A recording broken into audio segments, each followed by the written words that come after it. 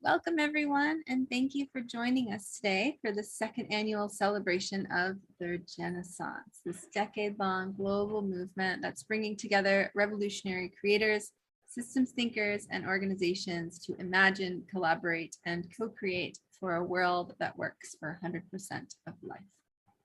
Today, we're coming together to celebrate resilience and coming together. After 2 years of a hard 2 years of a global pandemic, climate unraveling, extreme weather conditions, and a global unrest, which we're still in today, we're working to rebuild our infrastructure and to move from industrial agriculture and industrialized systems to regenerative systems, and building and shifting our food systems to be more food secure. And we're also starting to listen deeply to what our Gaian systems are telling us. We've begun to build a path towards emergency response, but to do this, we need to build our resilience. And we cannot do this alone. We must come together to collaborate and be together. Today, we will hear from artists and creators and partners who are doing just that. They're forging a path towards resilience through reconnection to our Indigenous ancestors, deepening roots into the ground, empowering and emboldening our thought leaders around the world, and courageously bringing forward their visions of a world that works for all. Today, we're blessed to be here with Snow Raven, who comes to us from one of the coldest places on Earth, near the North Pole, called Yucita. I think I said that right. Snow Raven, you could correct me if I'm wrong, I'm sorry. Yakutia. From a town of 600 people, she originates from the Sekia people of the Arctic Siberia, where she learned to listen and mimic the sounds of nature.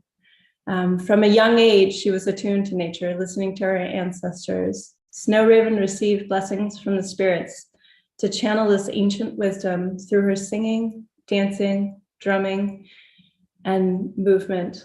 And we're grateful to have you here with us, Snow Raven. We heard from you earlier, the kickoff of Regenera, and it's just such a pleasure to be here in person with you, or virtual person. I feel like I could touch you.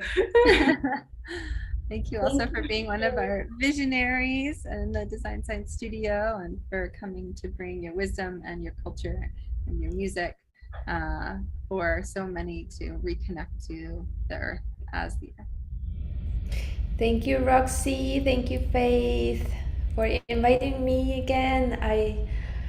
I'm so honored, and every time when I connect to your community in person, or on Zoom, it's all about connection, which is we all have the unseen connection web, the web of life.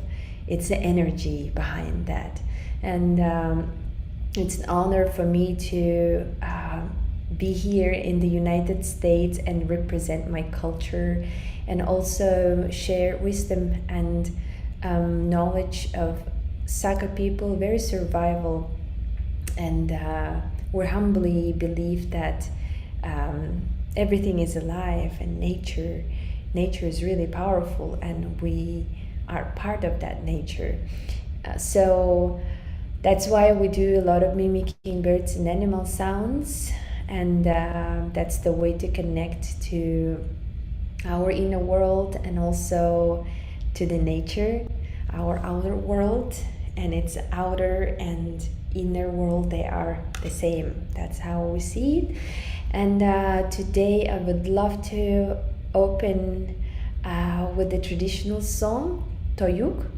And after that, I would like to introduce how to sing Toyuk very shortly. So Toyuk is a traditional song which is used for the ceremonies to honor deities and the spirits of the middle world. But the tradition came from each person. So it's a self-expression. Toyuk is the way you feel connected to that inner and outer world. So Toyuk is also can identify where you come from in my culture. I came from Uz-Aldan County, which is more northern and eastern part of my homeland, Yakutia, and we have hills. And people, they were living in the forest. And having a neighbor and visiting your neighbor might take a couple days to go to, and that therefore they were riding horse or bull, and during that long journey, what they would do, they sing, synchronized with the rhythm of the animal, and they sing, and it's very groovy, and they assign it with the singing technique kalihach.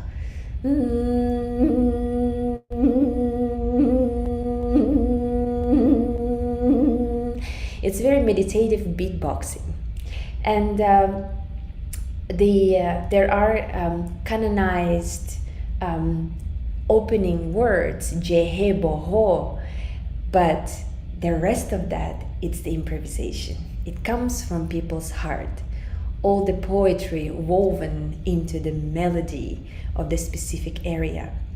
And as I mentioned before, we have hills, so the melody of my my area's Toyuk, it descends from the up, down, it goes up and down. Na, na, na, na,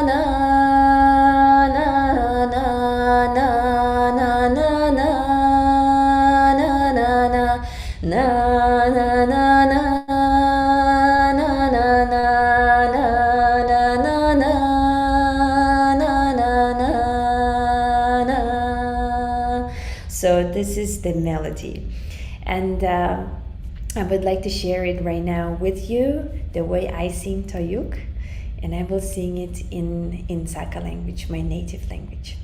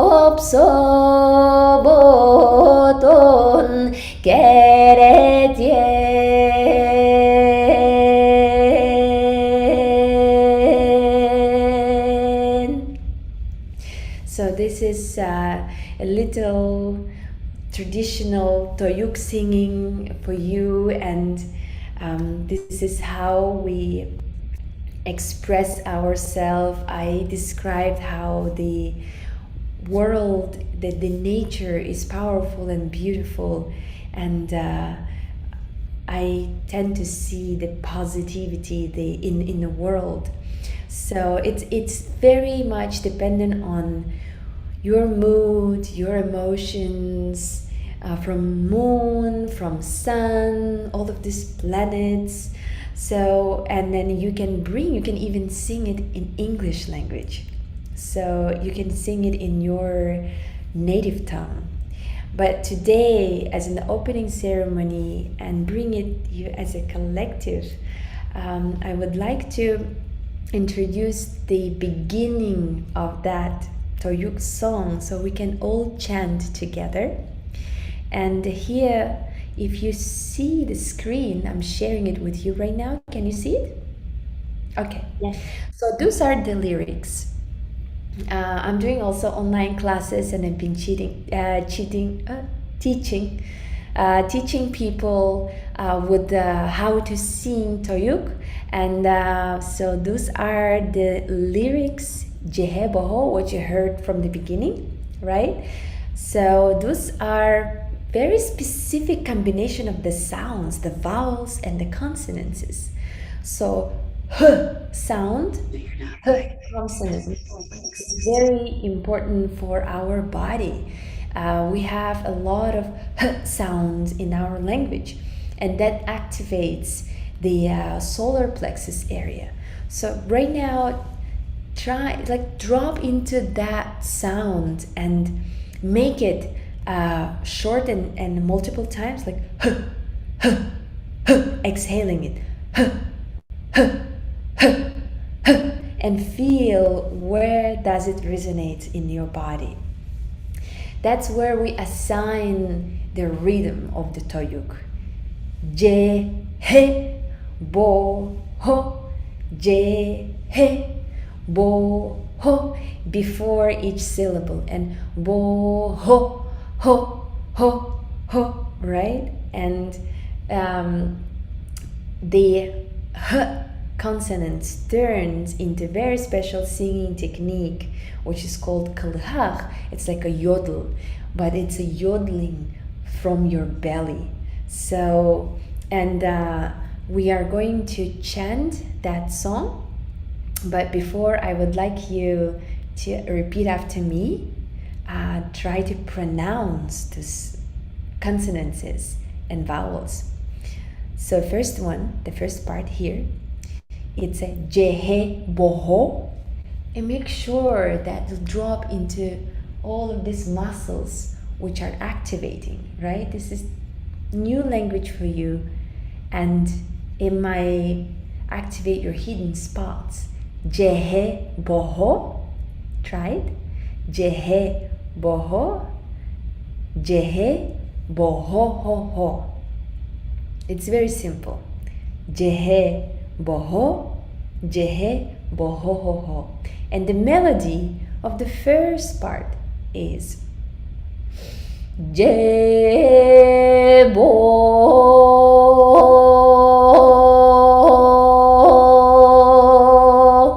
That's it. This is the first part.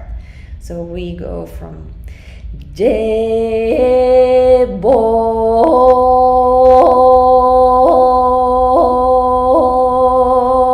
You can even unmute yourself. I would love to hear the sound of group, the collective here, the sound of everybody.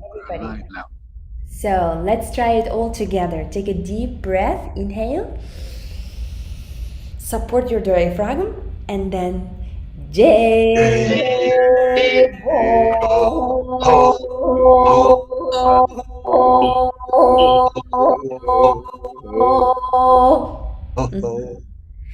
And the second part, it has 3 inhales. So the second part, exactly the same lyrics, but the melody a little bit changes. So it goes up, and then inhale again.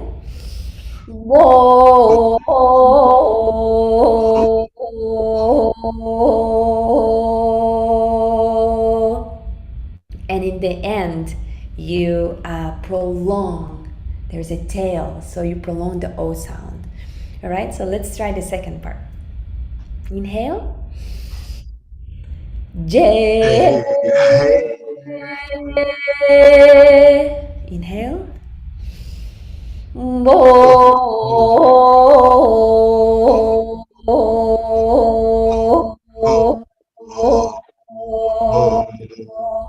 Once more.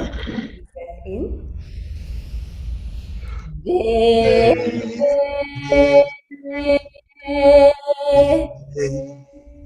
Bo.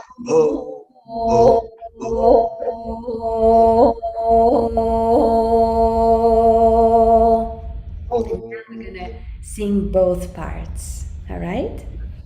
Ready? Take a deep breath in.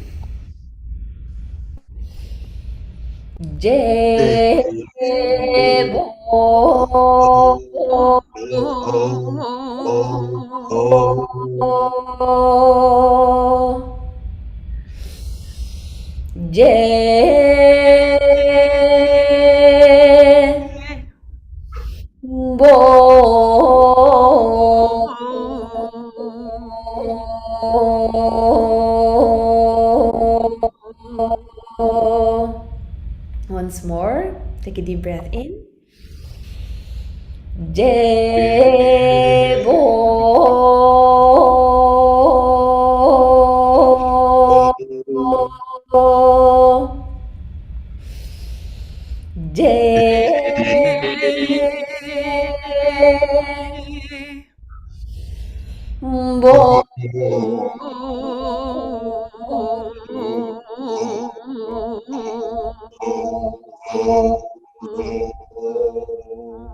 Beautiful. And then the last time, I would like to ask you to put your right hand to your heart and the left hand to your liver.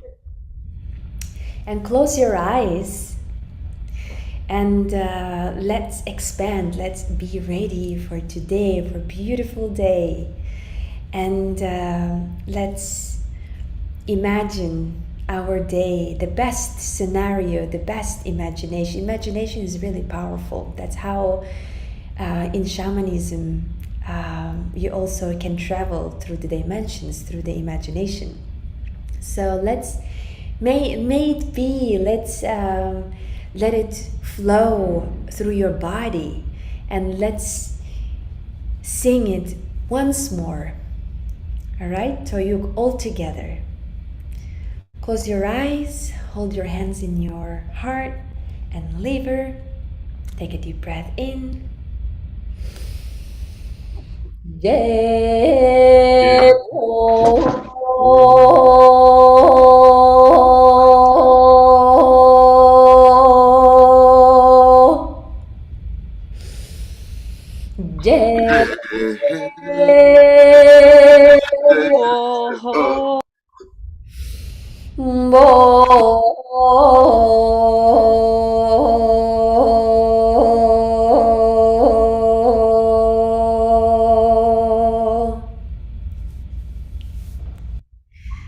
Mahtal, thank you so much. Wishing you spring blossoms and a lot of shining light of the sun and a lot of joy, and also a lot of strength, a lot of inner light coming from you. So may all us be awakened and enjoy the being part of the whole web of life. So thank you so much again inviting me to Regenera. Thank you. Oh, that was so beautiful, Snow Raven. It's so powerful to sing. It's early-ish in our morning. It's such an enlivening tool for our spirits to sing. I really enjoyed that practice. I'm sure everybody else here really enjoyed it, but deeply enjoyed it. And thank you so much for being such an incredible visionary shaman and beautiful human being for us, and such a light. So yeah, we really appreciate you. Thank you, Roxy. Thank you, Faith.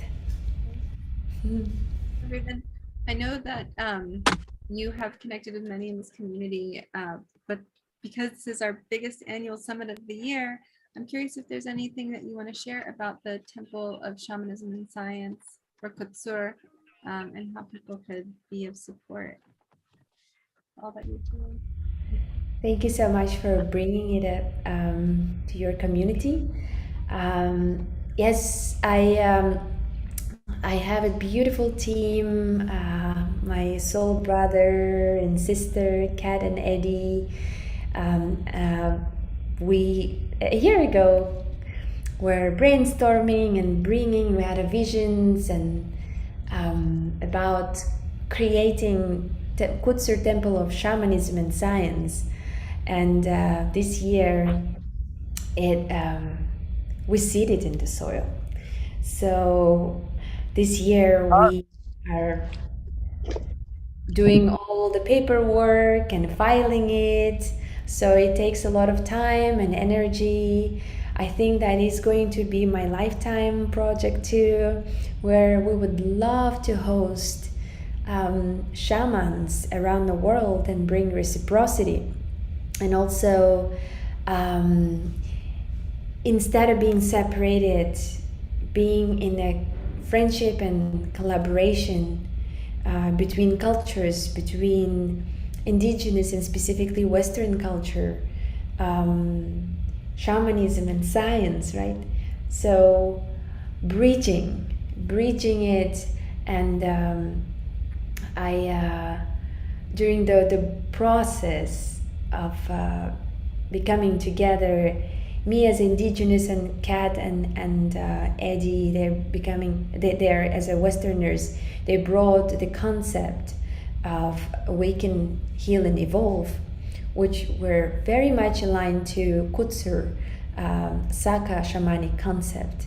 And so in that collaboration, in our small team, going through a lot of challenges, a lot of process of preparing, we found the way that we all can collaborate. And this is all about, we're all talking about the same thing, about the same energy, the same concepts, the same visions, and we're all indigenous to Mother Earth. We all have an ancient ancestry. We're like a trees, we have very deep roots. And sometimes some generations, they do mistakes, or I would not say I would not see it as a mistake. I would see it as a necessary events that will remind us about light, about preciousness of life. There is no light without darkness. There is no sun without moon. So it's a whole part of the cycle of life. And in our temple, we would like to unite all the people around Earth, reminding them that we came out of Earth. We're of Earth, and this is our temple. And we are all indigenous to her. So this is a beautiful concept, and thank you so much for bringing it, Roxy. So, and you can find information when we are online, because we are preparing also digital twin of our temple. Our team is shaping, and people coming and then they're contributing their knowledge, their expertise. It's a lot of tech work, and I know that we're shifting into we're living in a very interesting time. So we are entering to very deep realm. I would say it's we're all talk about Web3 or metaverse, right? And so we have no idea what is that, but we're like entering and we're touching it, we're experimenting, and my true intention is bringing new paradigm, new vision, which can serve Mother Earth and humanity, rather than bringing old paradigm, to very beautiful opening, very good opportunity for all of us to build new society. So I'm inviting everybody to build our life together. Well, thank you. Yes, we need to build new tools that make the old tools obsolete, because some of these old tools are no longer serving us, as Buckminster Fuller said. Snow Raven, I'm curious if you're free for a little bit. There's some questions from participants. Are you free to potentially go into a breakout room and answer some questions? I feel like there's a lot of, actually, I just see one raised hand right now, but maybe more. Would love to join you. What I should do? Breakout room and go to which? Yeah, I'll put you in a breakout room. Can I just say before you break it apart, Snow Raven, thank you so much for bringing this to us. And I want to bring all of your attention to something, and I want you to think about something for a minute, because she shared something about where. I don't know where she went. Well, we'll open a breakout room, love. And if you can, just spend a few extra minutes with us. It would be delightful to have some people connect. I know you have also some students to attend to today. So thanks for Is it sharing. overflow conversation or? Yeah, we would just put it in there. Thank you. Yeah. Thank you so much, Snow Raven. Beautiful. Thank you again, Snow Raven. Thank you for sharing about Cooksword Temple of Shamanism and Science. Well, we're excited to keep letting the world know about it and be allies of support of getting and strengthening this indigenous wisdom, making its way into the world. Beautiful. Thank you. And next up, we actually have Lucian Tarnowski to introduce Tatiana. Thank you, Lucian. I feel like you know her so well. You know her so well. Such a pleasure, Faith. Yeah, what an honor to introduce a female leader that inspires me literally every day, and Tatiana Kazakova, who I am deeply honored to call the love of my lives as well, my beloved, who's in the room directly upstairs here in Ibiza. And yeah, just great to be here. We're both big supporters of Regenera, and yeah, how to introduce Tatiana. She is the co-founder and chief strategy officer of Leaders on Purpose, which she will share more about. But put it this way, Leaders on Purpose is holding an amazing position of leverage, supporting some of the biggest companies in the world make the transition from profit first to purpose first, and shifting their focus, their strategy, and having an enormous impact on society, planet, and the organizations themselves. And so Tatiana is ultimately a planetary strategist. She speaks at events around the world. She guides companies on how to navigate these transition times. And she inspires so many people, myself certainly included, in these transition times. And Leaders on Purpose is a leading platform and a proud partner of the Design Science Studio. And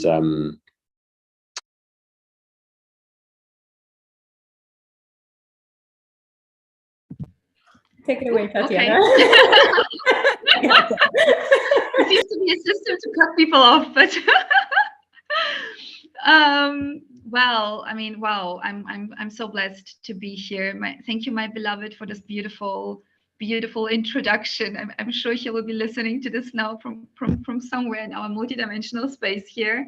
But I'm absolutely grateful to be here today with all of you, for the Design Science Studio team, all your creators, and all that you are doing and what we are doing. And I think before I dive a little bit deeper into Leaders on Purpose, why am I here today? Why do I believe Leaders on Purpose is part of creation? And I think all of us at some stage in our evolution that we understand that when we are aligned with our purpose and we create from our heart, no matter which language we are using, we are creating art, and the art of the non-incremental future for our planet if we source that art from our heart. So in my context, it's having the ability to speak strategy and to invite global leaders into a safe space to really overcome challenges, to unleash the potential of them as a leader, but also the whole infrastructure of the organization, and so that we can co-create a tapestry of something that is beyond non-incremental change, of which we know it's very urgently needed.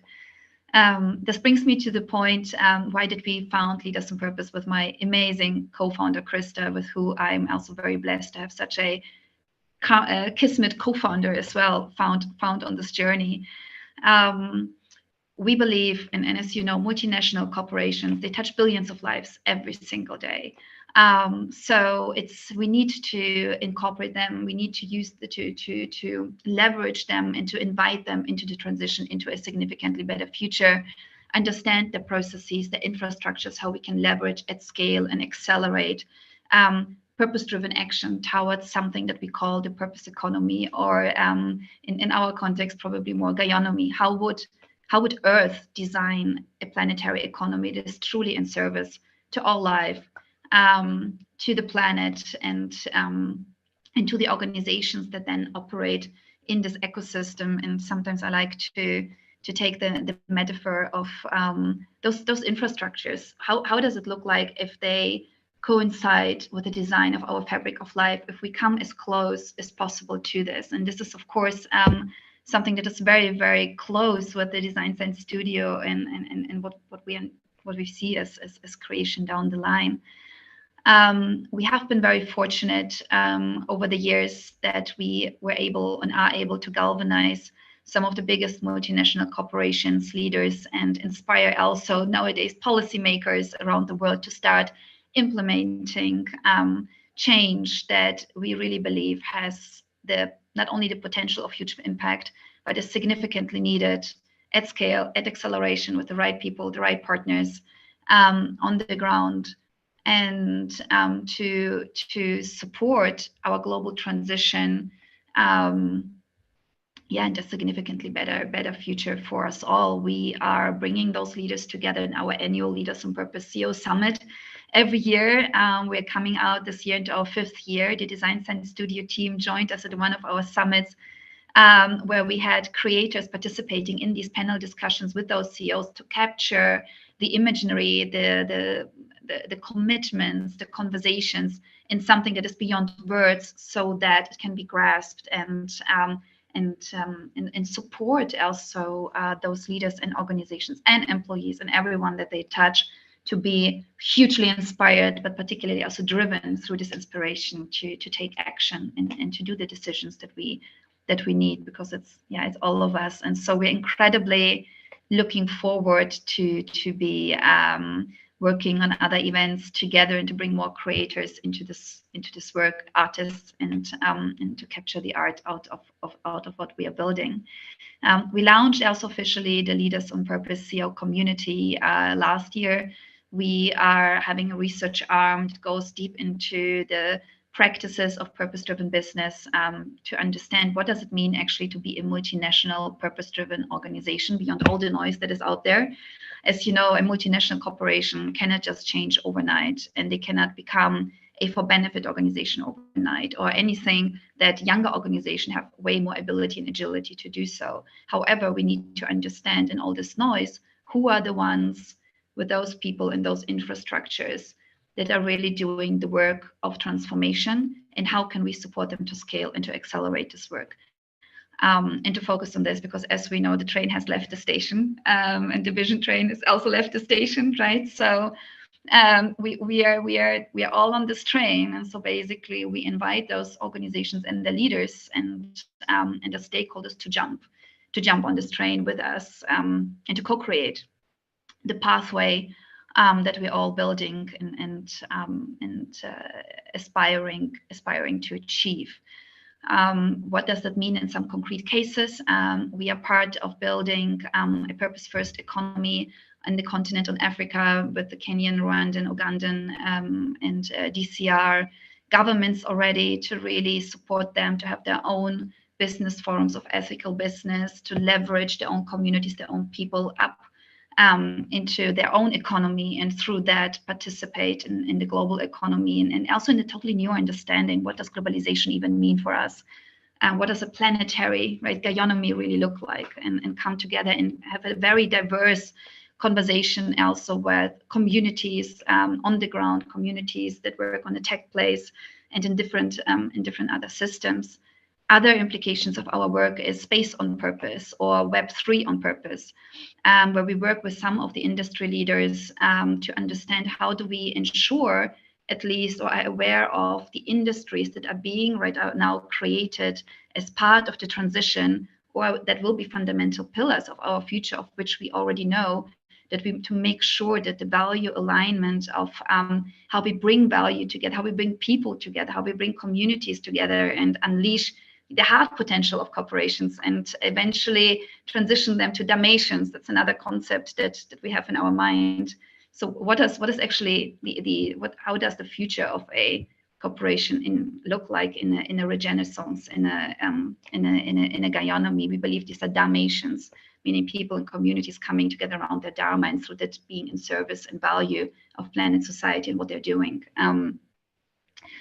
Yeah, this is what is happening on our end. We are growing massively fast and accelerating. We're working a lot on this, and I think all of you know probably very well how this feels like, because it doesn't stop.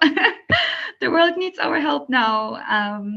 I'm deeply, deeply inspired by on this journey, by art, by creative wisdom, by wisdom that is coming through art, that is coming through sound, and also what Snow Raven shared with us, listening into the stillness of ourselves, listening into the stillness of our collective, and allowing our planet and Mother Earth to share what she believes, or at least what I interpret for now, right?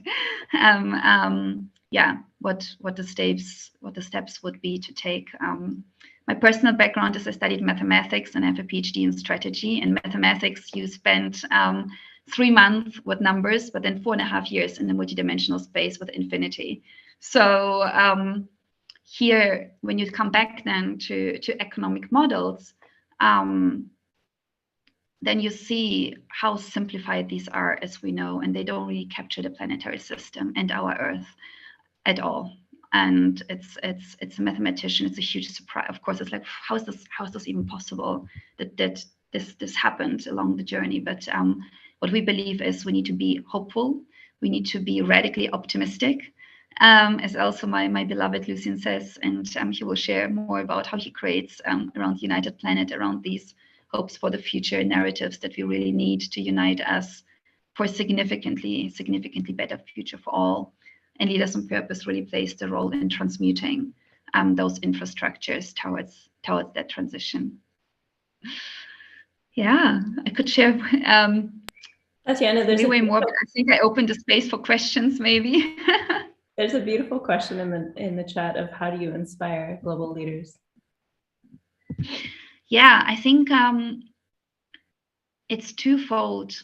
First and foremost, it's really about they are inspired by also other leaders that are doing that work, and to find them in the safe space and to see that they actually share the same challenges. At the end of the day, we are all human beings.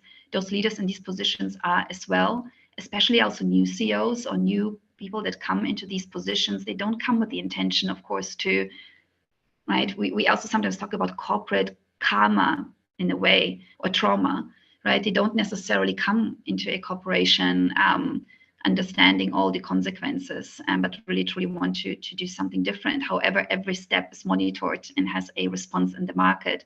So first, they're inspired by their own community to see they're not alone, as we know how it feels like, right? We grow up and think, wow, we must be crazy. We're all alone, and then we find our tribe. So they found their tribe with Leaders on Purpose. They feel a connection as well. A lot have shared to us, this is different. There's so much energy. People stay over the whole day. Usually those leaders stay maybe for 1 hour or so, but they really touch in the human self. They feel that they're empowered to share also vulnerability. And also we introduce them, of course, to communities and to an ecosystem of partners that do really care and have incredible solutions and have incredible visions and execution opportunities upon that. Because as we know, we have answers, some of them, we have capital. Sometimes it just unfortunately doesn't come at the time needed and in the way needed into these kind of processes where we have the biggest leverage point of decision making, the capital deployment, and inspiring organizations and employees to actually act upon that. Yeah, does this answer? Yeah, I mean, it's really time beyond action. Yeah, as we know. Yeah. Any other question?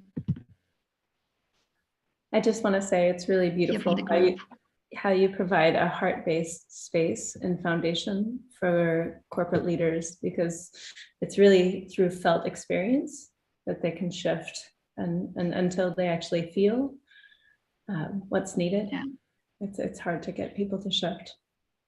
So I just absolutely thank you. Thank you so much. And also most of them, those that have children, sometimes it's really the children coming to their parents and being like, you're in such a position of how is this even possible that, you know, so it's when they sometimes, so every time before we bring them together into the summit, we bring them together into a dinner. And this is where we have a Jeffersonian style experience, exactly to face what you just shared, to really come to the point to understand what brings you here as a person and as a human. And yeah, it's fascinating. The stories, we all know them, we all share them. We are one in that, as we know. So yeah. Oh, is Leonie joining us here as well? She's joining us as well. Yeah. Yeah. Hi, Leonie. Oh. I just want to say thank you again, Tatiana, for your work. So the Design Science Studio was brought in to support with, I think, was that the first Leaders on Purpose experience? Oh, okay. Just the one last year. Yes, but it was amazing. Yeah, yeah. The art, you can find it on our website when you go. I think it was the 2020 CEO Summit, and we're exploring definitely for this year and the years to come. There's so much there's so much acceleration happening around us, which is beautiful. And so we're absolutely excited, about what we will all create together and unleash together. I love that. Yeah. So thank you again. Roxy, you may want to say something as well. Yeah, I just wanted to thank you, Tatiana, from day one, how much you have seen and understood what we're here to do together in the Design Science Studio, what we stand for, and that you brought us to the world center stage to share that and amplify that message, and how much that really supported us from coming out the gate to say, at a systems level, this is critically important, and we are going to amplify these creators who are coming together around a shared mission and amplifying this mission through communities of practice and these like radical aims to create an equitable and just future for all life, and helping to build that bridge between the people who are making the systemic changes on the top level and welcoming us into that conversation. So I just want to thank you for bringing us into that conversation and being such an ally and support for this work. And together we can. Thank you so much. It was and it is an absolute pleasure. And I don't only believe, I know. So it's we all are part of a very big, beautiful puzzle piece. And so we just need to find the right ways to support us. Yeah. Thank you so much. Thank you so much for today and the great work that you're doing. Incredible conference. Wow, what a huge undertaking. You're like, yeah. Thank you. Planetary Power Rangers. Planetary Power. I'll take it. Oh my gosh, I love that so much. Thank you so much, Tatiana. Thank you. Bye-bye. Oh, wow. What a powerhouse morning we're starting to have.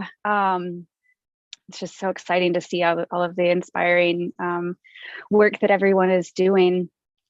And, this is all about, today is all about coming together and resiliency. And I would love to introduce Sylvia, if we can bring Sylvia spotlighted on.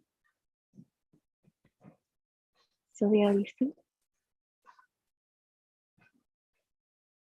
Sylvia is one of the most amazing, resilient artists I have had the pleasure to know. I had the pleasure of working with Sylvia for the first time in 2016. Sylvia is an incredible artist and with such a passion for creating interactive art. And one of the special things about it is all of the interactive art that they create is about healing. In 2016, we got to work together on, 2018, we got to work together on a piece that I led called Luna Flora, and they're an amazing seamstress, builder of temples for Burning Man. And Sylvia has such an innate ability to create art in a broad range of mediums. She works independently and is a beautiful collaborator with different groups as a lead designer, builder, seamstress, welder, bringing whimsical, sizable, interactive art to life. And as you can see from their incredible backdrop back there, they are here to talk about their next project. And I'm so excited to have you here, Sylvia. Thank you, Lena. It's so good to be here. I love how InterNurture fits so well into the talk of the conference with resilience and coming together, and also regeneration. InterNurture is an innovative sculpture that also has healing technology within it. And I asked myself as an artist, how can I make the biggest impact? And I thought, well, really, it's truly one person at a time, and creating a space where a person could recommune within and create self-compassion, radical self-compassion, radical self-nurturance, because it builds up compassion for yourself. And when you build up compassion for yourself, you have a greater ability to have compassion for others. So when we think about these CEOs who are striving and driving for something that may be a singular focus, if we can get them to come and commune within and find that love within themselves, then they will see it and facilitate it outside of themselves. So I present to you, let me share my screen. InterNurture. Like I said, she's innovative. She has healing technology inside of the heart chamber. And when I had the vision of InterNurture, I wasn't quite ready to bring her to life yet. There were things I needed to learn. So I went on a journey of building the Temple of Burning Man in 2019, and then designing the Temple for Burning Man 2020, 2021, 2022. That's a long story, but she's being built. So I'm very grateful. And building those temples taught me a lot about how to lead a team with compassion and empowerment. And that is the theme of InterNurture's compassion and self-empowerment. Our engineering is done by the man-based engineer. Her name is Jules Sparks. We have a huge balance of men and women on this team. Many women have leadership roles. InterNurture is 16 feet tall. Her wings are set in front of her to create a communion courtyard. The wingspan from the back of her head to the tip of her wings is 40 feet, and then she's 42 feet wide. We do break her down into parts to travel. That saves us on transportation fees. This will fit on one trailer. So as we are thinking about design, we're also thinking about sustainability and saving our resources. And the heart chamber itself is within this diamond-shaped body. And it's based on a hexagon. And the six-sided hexagon is the embodiment of the heart energy.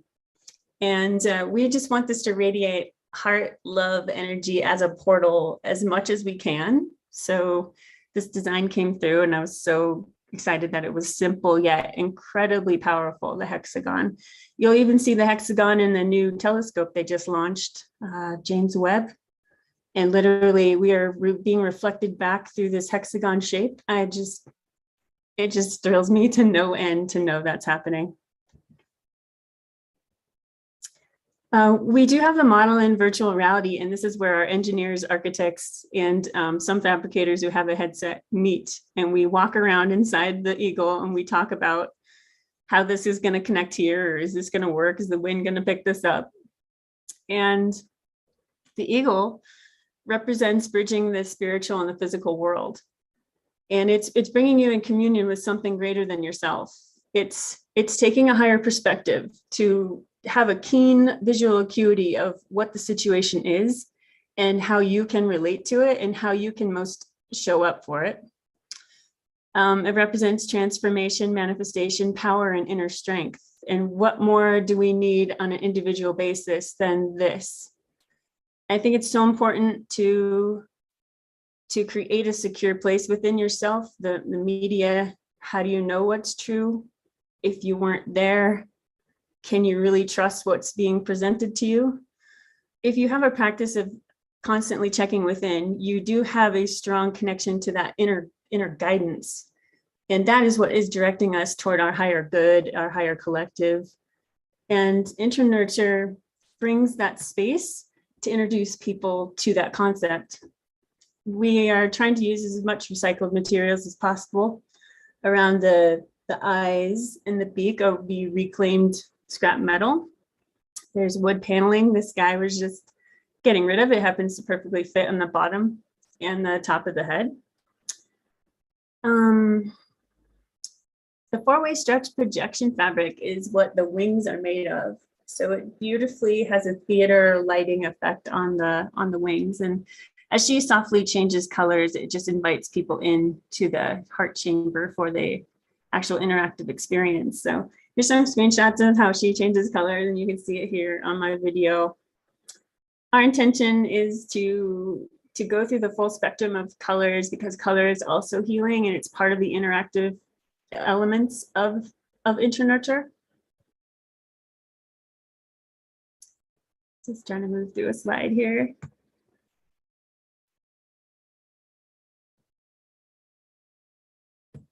There we go. So one heart at a time. Something that I'm really focusing on is intentional attention. And if we give intentional attention to ourselves, it creates a powerful self-nurturance energy that is a place of self-trust, of self-compassion, and of peace within. And I think this is the most powerful remedy that our community and our world needs to soothe our collective and individual trauma. So InterNurture is a space that initiates this self-love. And inside of the heart chamber itself, we have healing technology. When I had a vision of InterNurture in 2018, I didn't know this technology existed. I went to a couple of psychedelic conferences and I saw it. And I'm like, that's exactly what I thought about. It's here. And then I met a couple of young men who have somatics. Cymatic is the study of vibration and how it resonates and has patterns. And then somatics is the study of the body as it relates to something. And so inside the heart chamber, participants are fitted with eye goggles. Let's see if I can find them here. This explains a little bit about what I just said. The glasses synchronize your brain hemispheres to bring you to a state of theta wave where you are receptive to the healing that we're going to be presenting. In the headphones are binaural beats, solfeggio tones, as well as a curated sound journey that has an emotional crescendo, and its purpose is to take you to that place where emotions arise and to allow you to work through it and to know that you're safe, you're secure, you're supported, and that by being with those difficult emotions, those difficult feelings, being with those difficult thoughts, if you get through it, it's going to heal it. The vibration mat initiates your body. And in my experience, it draws out those traumatic things that my body's been holding. And when I've been in this experience myself with the goggles and the headset and the vibrating pad, I found myself, sitting in the dark with some really deep things. And I felt secure, I felt safe, and I felt like I moved through it in a way that I hadn't before. So after a session, participants report reduced stress, feelings of inner empowerment, healing, strengthening of the mind-body connection. Here's images of what it all looks like. There are some closed eye LED goggles. However, we're probably not going to use those at Burning Man just because people might be on substances. We do have a disclaimer form people will sign in case they have a health issue. And things like seizures, we can leave off the eye goggles and they're given the headset and the vibrating pad. So this is a multi-sensory opportunity. You don't have to have all of them. You can have just one depending on your ability or preference. The Casina, this little box that looks like an iPod, that is what regulates the vibrations, the sound, and the lights, and coordinates it all to work together.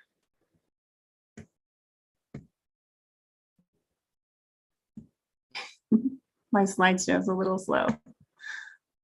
Once you go through the experience, we found that some people need a little time, they need a soft landing, and they need to talk to someone about what they just went through. And we feel it's responsible as the facilitators of this experience to give them a place where they feel supported and heard. And this is an opportunity for volunteers to check in with our project and work with us at Burning Man. And we're looking for people who have, I'm trying to remember the term, it's care, sorry, I can't remember the term, but the Zendo project, they're facilitators of such care, just helping people through, holding space, supporting people. And we think that if people are allowed to have these emotional experiences, they can be transformed into valuable growth that they can use to propel themselves in a better direction in the future. And we're very mindful of sustainability. So we're working with the Renewable for Artists team called RAT. And they asked for submissions for 2022 Burning Man artists so they can support us to go full solar. And what they're doing is they're asking us what our lighting needs are and our energy needs are, and they're helping us with the mapping and the arts. And as an artist, I'm so grateful for that sort of logistic support because I don't really think in numbers. So they are open to anyone. You can find out more if you want to get your project to go solar. You can check them out on the Burning Man Hive. They have very extensive Solar 101 group discussions, and they're very open to questions. They're very welcoming. So our call for action is that I'm looking for a fabrication lead, somebody who doesn't necessarily have to do all the work, but could look at the cut list and support me on a build timeline. I have a very good idea, but I would love to have an expert person looking over my shoulder or standing next to me and being a part of the project. Totally invite that. We need ticketed volunteers to facilitate the experience during Burn Week. And that would be a greeter at the front, or there's going to be a little place, it's called the Communion Bar, where you can sit and have deep conversations while you wait for your turn, because it is one person at a time. Or the attendant that's inside the heart chamber, or an integration attendant. We have a volunteer questionnaire on our website. It has lots of questions, it's kind of fun. And how can you get a hold of us? My slides are slow, sorry.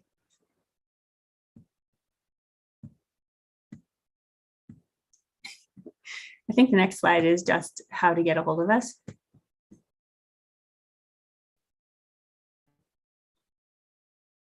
Oh, well, that's a description of some of the group, but we have launched a fundraiser. We're raising $28,000 to go toward our materials and feeding our crew and the transportation costs and solar costs. So we appreciate any support you can. If at this time you don't feel like you could do a financial donation, if you could just share our campaign, that would help us greatly to get the word out about InterNurture and about healing people one heart at a time.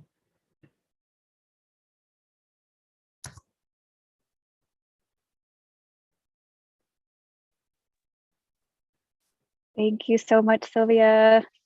I am just over the moon excited to get to come and help you build this thing. Whenever we figure out our schedules that we can be together and where we're going to be building, whether it's going to be in Arizona or in California, I'm just so excited to support you on this journey. It looks like we have one hand up. Do we have time for a question?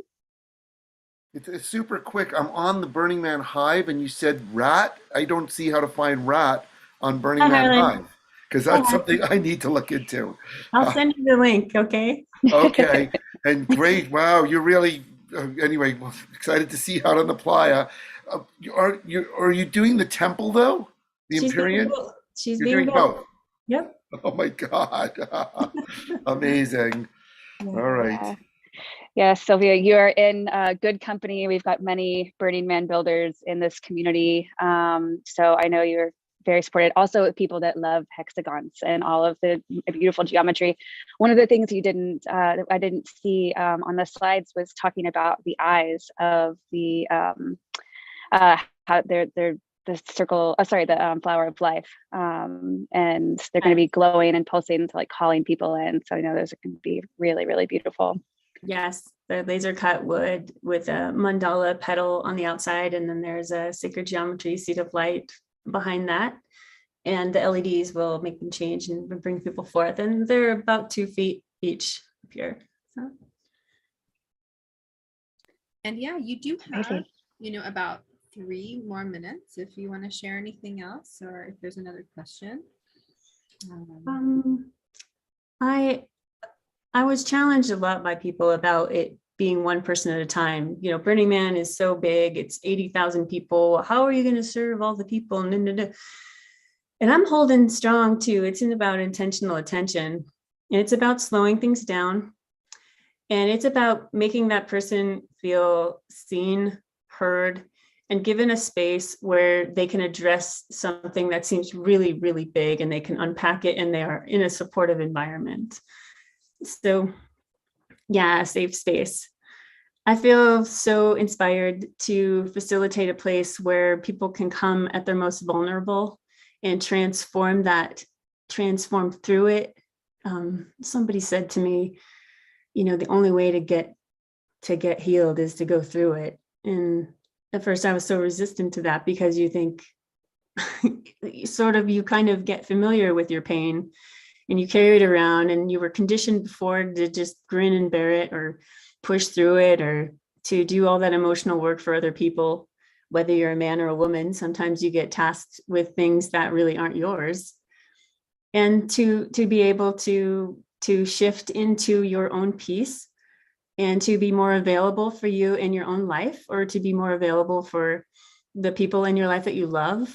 I think it's so important to just clean that out, to give yourself space, to find a practice where you are connecting with, you're making a communion within yourself. So intro-nurture literally means within nurturing. So to nurture from within. And I'm really excited to share this, to get her going, and to see how people react with it. I'm very excited. One of the things, my first burn, there's so much going on, and it's so busy, and it's just can be overstimulating. And so one of the things I really, really needed was something slower, something calmer, something more intentional, not like trying to constantly blow your mind, even though this absolutely will, but in such a caring and loving way. I think that it has the potential to be really life-changing for people, and it's so inspiring. And I just want to thank you for coming and joining us and sharing. Thank you. I'm excited to be here and to bring this in with your community. And thank you all for everything you're bringing in, raising the vibration and educating people about how powerful we are and what good can come when we bring our energies together and support each other. So thank you. And thank you, Elena. You're my art sister. I love you deeply. I can't wait to see you again. So thank you for inviting me. I appreciate you. Yay. Thank you, Sylvia. I can't wait to see you. Yeah, I missed the beginning of your talk today because I was with Snow Raven, but I'm looking at your website. And of course, we met years ago on the playa, and then of course saw you at Arcosanti. But oh, Harlan, I think you muted yourself. oh no, you didn't hear any of that? Anyway. No, we did.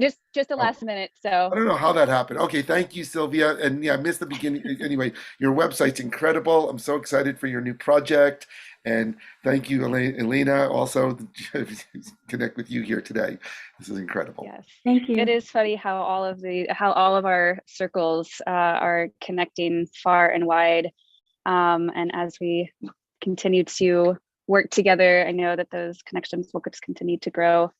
I would love to bring up a new connection that I'm super excited to hear speak today. This is Jamar Smiley, also known as the Voice of the Northwest, is a spoken word artist, cultural curator, poet, author, and educator. His work captures the essence of a proud Black men, women,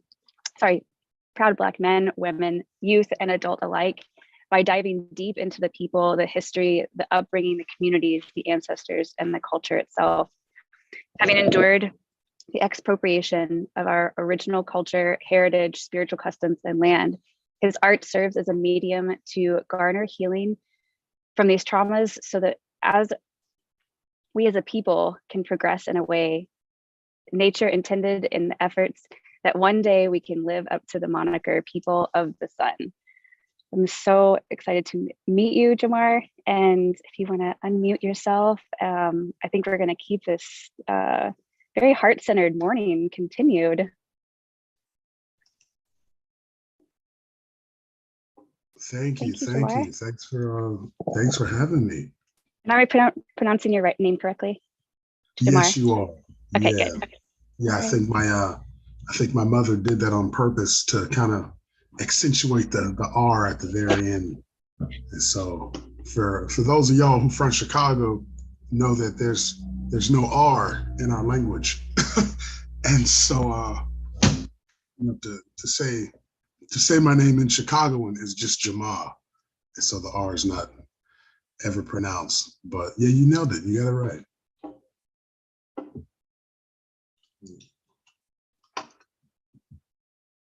Okay. I'm a poet, so I'm gonna warm up and like do a little poem to warm up. Just something to kind of bring the space together, and really appreciate everyone who's come before me and everyone who's contributing to just to the community today. I love that. And so, okay. I am the stars in the ocean, the moon and sun, the entire universe, all groomed in one. I am the gaseous space in the sky where stars scatter. The galaxy's an endless room of dark matter. I am part flesh, part God, part ether. Notice all the grooves that chisel my sharp features. Mind-crafted, soul-shafted, love entity, a cosmic destructive force of pure energy. I am the one cast in Greece and in Kush and Kemet and the Andalese and in Mayans and Marshals that passed the seed and the Moorish, the Zulu, the Japanese. I am the son of the sun, the boldest light, where creation is patient and golden bright and mistakenly hated by old and white cavemen in a clan who would own the night. You are the chosen type, with your life to lead as you fight to survive for your right to breathe. And you breathe your last breath to bite the street for the taste of embracing the white supreme. You are the verses and scriptures infused with hope. Every action you take will be used for hope, to lift me from the tree that lay noose with rope and swing free from the branches the future holds. You are the future, past and the present mind, and your gifts are invested in blessing time. You are the sun and the moon, the ocean, stars, when the titans of Saturn elope with Mars, uniform at the space where the irons melt, just to form up the tips of Orion's belt, to be a weapon that stands strong through all heat, because at the heart of the start of it, you are me.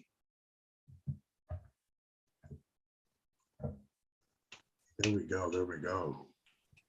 If y'all with me, y'all can show a little love. I just want to. Woo! Yeah. That was amazing. All right. That's powerful. Awesome. Oh yeah. Awesome. Okay. I appreciate you. Thanks for letting me warm up and kind of just, blessing the union real quick before I actually share a piece that I've kind of been working on. And when I got offered to be a part of this, I thought, wow, you know what? I'm going to do it right now. And so, yeah, well, let's go on a journey, So this is going to be a little different. And we'll see what comes out at the end, okay? Okay. Breathe.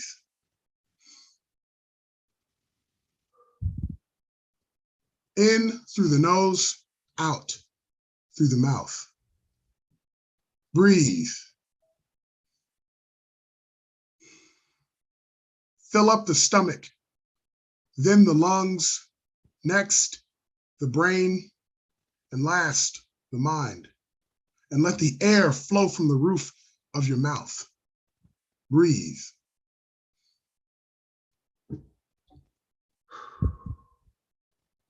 Feel the life surge into your body. Let it control you.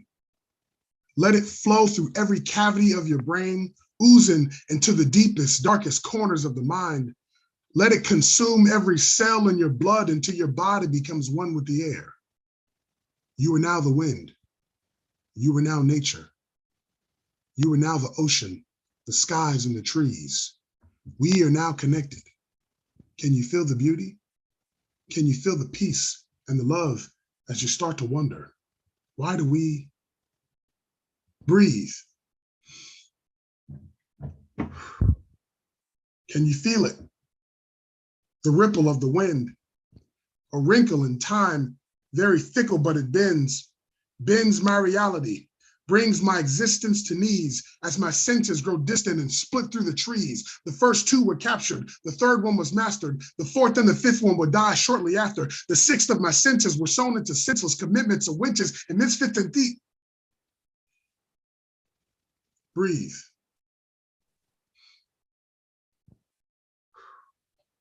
Where am I?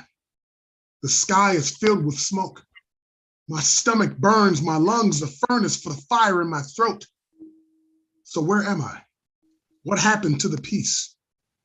I breathe in creation, but this land is deceased. I've handed the keys of life to the keeper of grim and dim seasons for reasons that recently bend the wind's pretense, preventing the evil and sin. Seeing these men as senses and equal as kin ships throughout the world as frequent as wind, but the wind doesn't touch these sails. They float by in the breeze. Wait. Why can't I breathe? I stand face to face with reality, realizing that he's been with me all along. I tell him, my condolences to your mother. He tells me that the truth is alive and well, but she can only be seen by those who look, and she can only show those who will see. Sadly, you will never find her inside of a dream. The darkness in his eyes sent a wave of chills down my spine as I asked him, so what's up? The infant mortality rate among your people, that's what's up.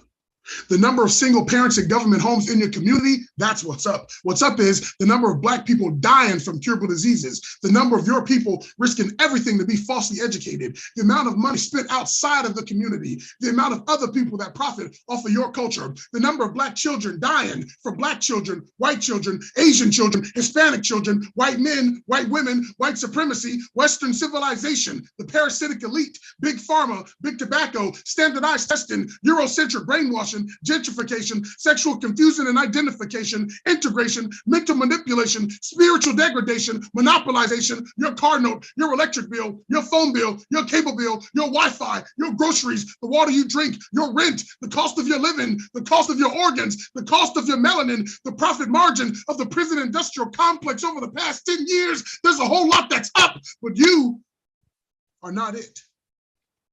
You stand by on the wayside, chasing a renewable resource, hoping that it will create and fuel your dreams, forgetting that only thoughts can create and only the mind can dream.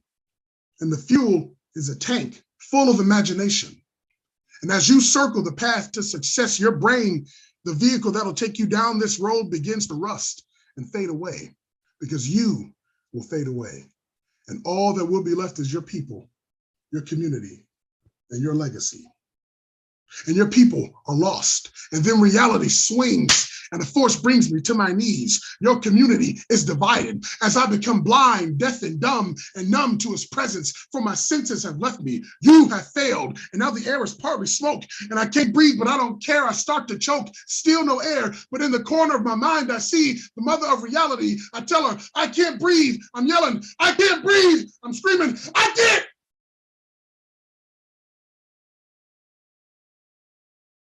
Breathe.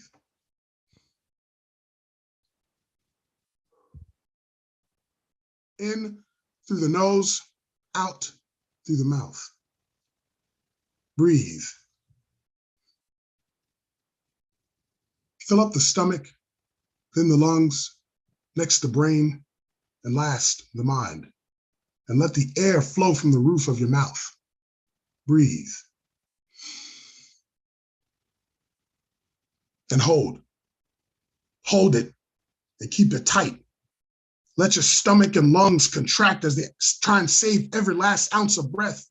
Let your brain fire signals rapidly to the heart of panic and fear as your senses run wild and untamed. Let your mind cloud with thoughts of anger and hate and death. And when you think you can't go on no more, hold on, just hold on, but don't you dare take that breath. So we hold on. We hold on when baskets break our back as we make our way up and down fields. Who knew cotton could be so heavy? We hold on to the drums and the stars that drive us through this land, even when some of us might not be ready. We hold on when white hoods and white sheets creep through the night, setting fire to every crop in town that we own. We hold on to the food and the language and the books they give that destroy and degrade our homes. We hold on when little boys and little girls get blown up in the church or beaten, stabbed, and hung and drowned. We hold on when nothing has really changed for 500 years, but all we try and do is make a sound. We've been holding on for generations. More like they've been trying to take my breath for 500 years because they know that once I breathe, it'll take the combined forces of the world to try and stop me just to fall short of victory, a global suicide mission. And I don't know about you today, but I've been nice. I've smiled and sung and danced. I've laughed and hugged and yes, sir, and yes, ma'am, but I am done. I'm done explaining why you better not call me a nigga. I don't care how many black friends you got. I'm done being the token in the room that shows this group has diversity. I'm done being politically correct because politics don't come correct to me anyway. I'm done using my inside voice because in the pyramid, my voice echoes from chamber to chamber. I'm done being broke. I'm done being a thug or an athlete or a rapper. There isn't a stereo loud enough to tell you what type I am. I'm done living in fear. I'm done living a lie. I stand facing the truth. I won't run. I won't hide. I'm done playing this game and I won't hold on anymore. So if you are done being a slave to your weakness, chained up in greed, locked in a culture that aims to be free, if you are done playing victim and ready to be, if you are done building somebody else's dream, then no more code switching, no more tap dancing, no more passive excuses when you really just want to say step off, no more holding it in because there's greatness inside and the world needs to see it. It needs to breathe. It needs to live. So if you were ready to change, if you were ready to stand, if you were done holding on, then breathe.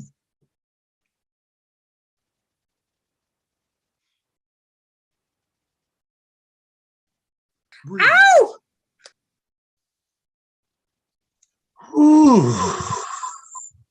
In through the nose, out through the mouth. Breathe. Fill up the stomach, then the lungs, next the brain, and last the mind. And let the air flow from the roof of your mouth. Breathe. Wake up from the dream called society. Shower your body with love. Brush the negativity from your tongue. Scrub and rinse the oppression like dandruff from your scalp. Dry off all the haters. Moisturize the community. Address all your strengths and style them as needed. Buckle up your desires so they won't sag or hold you down. Arm your brain with knowledge. Load your mind with positivity. Open up the door to the world and reclaim your freedom.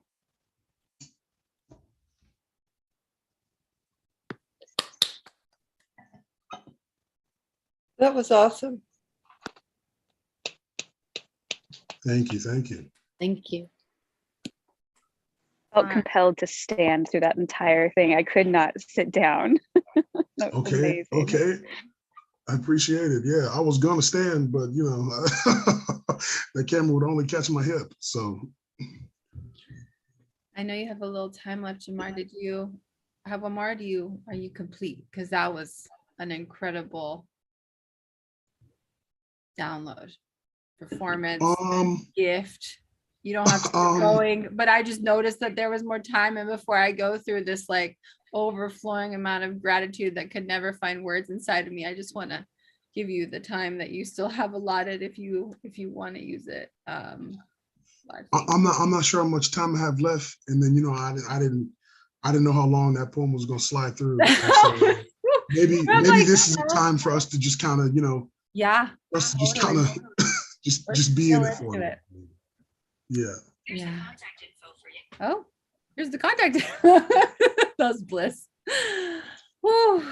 Does anyone have anything to share with Jamar? Can we start with just a round of gratitude? Unmute yourself. Thank you.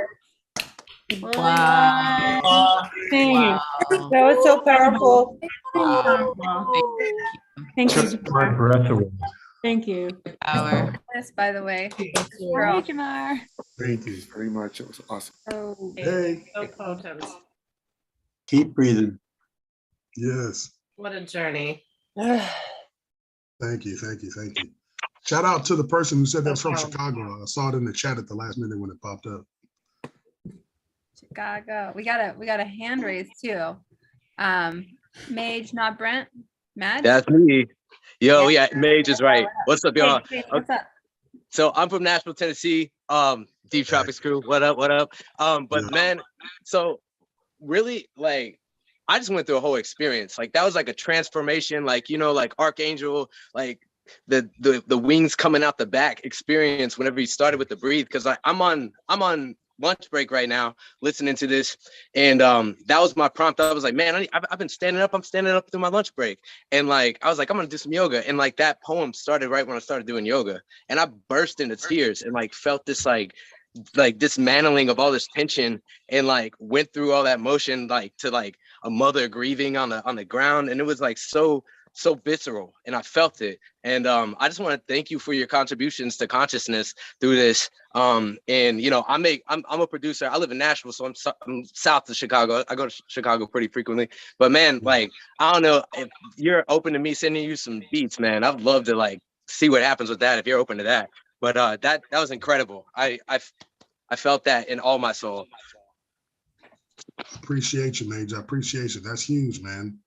It's when I write, I kind of think of myself in the meditative space, and so maybe that's where it came from. But for it to align with people, starting their yoga practice or starting their relaxation practice, that's huge. That's that speaks wonders to the word. So thank you, man. And absolutely. If you got my info, go ahead and tap in. I'm okay with that. Incredible. And so just to like other context to it, I'm working a filler job right now, and I'm just putting up with it because it's it's like in between what I really want to be doing, and being able to listen to this summit and being plugged in this community, it's just like there is such an incredible world that's possible, and it's like stuff like this. It's just like proof of concept, like we're moving forward, and I'm just grateful for this experience. So thanks again.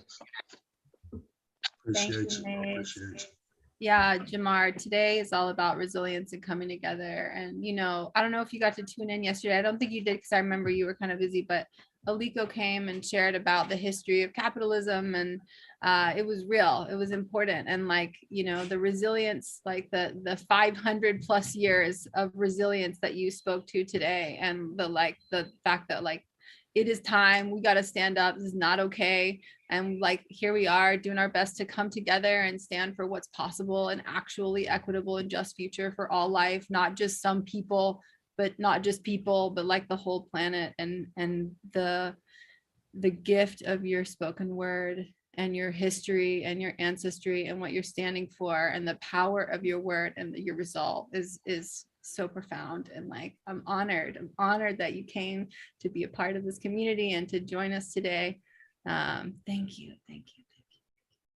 Roxy, thank you. It lined up perfectly. I just finished, expelling this piece, and I thought, okay, I can do this now.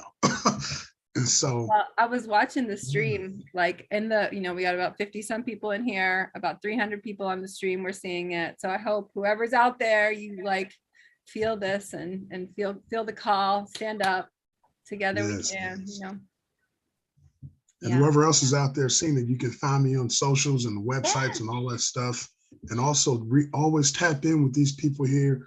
Okay, this is really a new era. And so I love the term regen era, because this is really a new era. And so, we're ushering in something that the world's gonna need. And so we all here. We all here. I love spoken word. I studied the hip hop revolution and how important and integral spoken word was to like the roots of hip hop and then the roots of rap. I'm also from Nashville. And so whenever Aliko shared about you and your work, I was like, yes. So thank you so much for coming.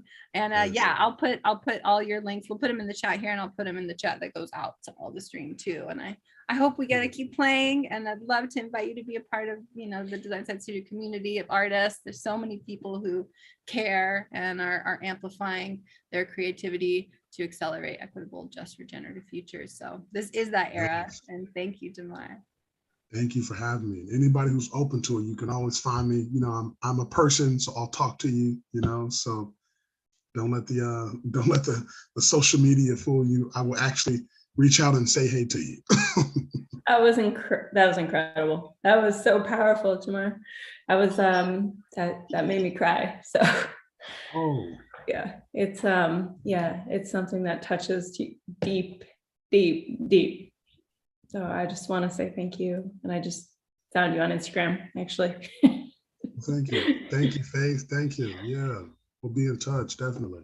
Yeah, we'd love for you to partner with us for the Design Science Studio, be part of it, tap in, whatever feels right for you. Yes. And I hope those were tears of healing, okay? Yeah, those are tears of many mixed emotions. So yeah. Thank That's you. Beautiful. Thank you. All right, so, damn. So next up, I'm still kind of reeling a little bit, and I think our next speaker is also reeling. She caught a lot of that, those powerful messages from Jamar. I'm also honored to invite Veronica Anderson up to the center stage, who is a member of the Design Science Studio and also a member of the Design Science Studio cohort. She's a visionary architect with more than a decade of experience in the field of sustainable development.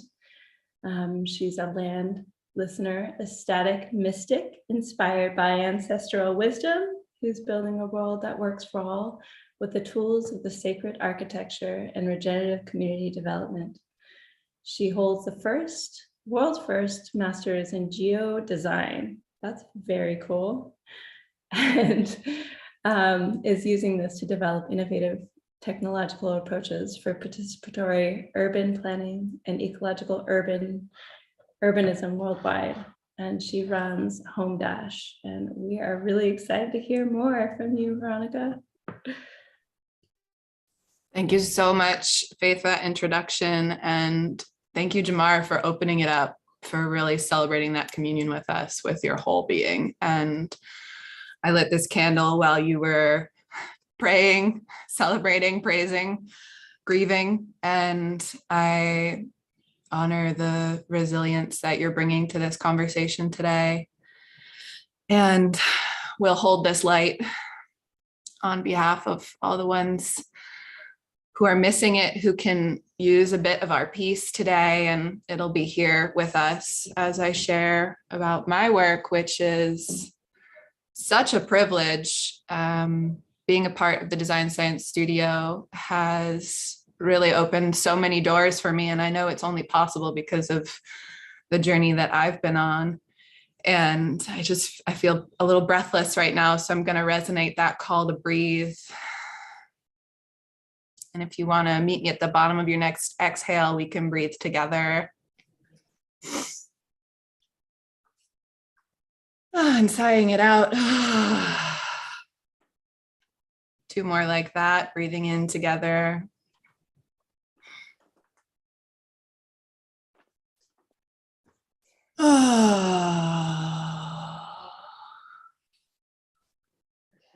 One more breath for deep coherence.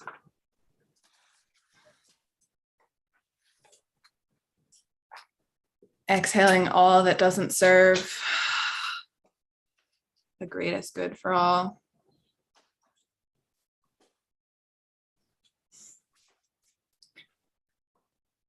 I find it so poetic how coming together is already healing. And when we come together, we are more resilient and creating a world that works for all, because together, in true togetherness, we're listening, we're connecting. And so it's from that space that I'll share my practice of deep design with you all today. And this is going to be a little bit of a journey. So I just invite you to really ground yourself now and take good care of your attention and focus. We're going to start small, get a little bit bigger, and then go really big. This practice of deep design is about creating inner and outer architectures for a new earth. And when I say new earth, I'm referring to what our ancestors called a new humanity. And I like to think about architecture as a tool for healing the bond between humans and nature. So I'm a visionary architect and I build temples and regenerative communities. And I'm working on what Faith mentioned earlier, which is called Home Dash. And this is a planetary regeneration system based on my training in geodesign. And the problem that I'm really here to share solutions for is that we think that we're separate from nature. We act like we can just take all of these resources that are so abundant around us and dispose of them without any kind of consequence. And we've really fallen out of reciprocity with nature, which I believe is an eons old problem that really has spiraled out into all of the social inequality that we witness in our society today. And all of our environmental problems are actually social problems. So I wanted to figure out how could I take my architecture practice, which I was very privileged to gain through my studies in the United States, and create something that is a framework for designing with nature. Because architects are the poets of culture. Architecture stands the test of time when it's done well and leaves a mark on the earth and speaks to generations after us about what was important to us, what we truly valued. So I'm speaking to you from the indigenous lands of the Wetar people in Costa Rica, near the capital city of San Jose. I live at an artist colony, and it's so interesting that we still use that word colony.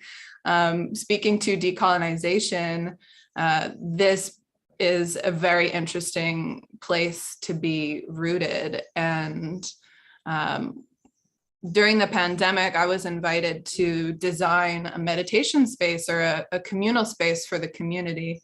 And I said no a few times because I didn't feel like that was authentic to these values of deep interconnectedness that I share with my ancestors. And ultimately, I decided that I could do this if I had the blessing of the indigenous people who were the ancestral caretakers of this land. So I went and asked for their permission, and they said yes. And so we continued on this journey. And the development of this temple, which is called Gaia Tika, because Tika is the name for a Costa Rican woman, and Gaia is the name for our planet, was inspired by this art piece in the center, the sculpture by a local artist. And what happened was I listened very deeply to what the land wanted to become, because I had been saying no, and that something kept inviting me to do this work. And so I really emptied myself through a process of mindfulness meditation and walking meditation and deep silence. And we began to bring the designs from paper into life. And so this is what we were doing during the pandemic. And I had a lot of time to myself, and I was very empty and allowing the resonance of the earth to come through me. And she said, if you really want this to be a sacred offering that makes the land better than it was before you got here, please put something foundational in the foundation. And so the indigenous elder, the shaman who lives 20 minutes from here, said, you can put in the foundation what we do, what the Wetares do, which is you can add grass for life, seeds for birth, and bones for death. And so this is underneath the center of the floor of the temple. And so a few months later, the rains came and we had to pause. And so you get this beautiful vision of the underpinnings of the structure of Gayatika. And you can see that these beams on the top are a perfect circle. And these are actually just two branches of a tree that we quartered. This is a fallen branch that was actually trimmed to support crop growth on a neighboring farm. So these are local materials. And to me, this speaks to the way that humans are here and our role, which the indigenous Native American people have been reminding us for centuries.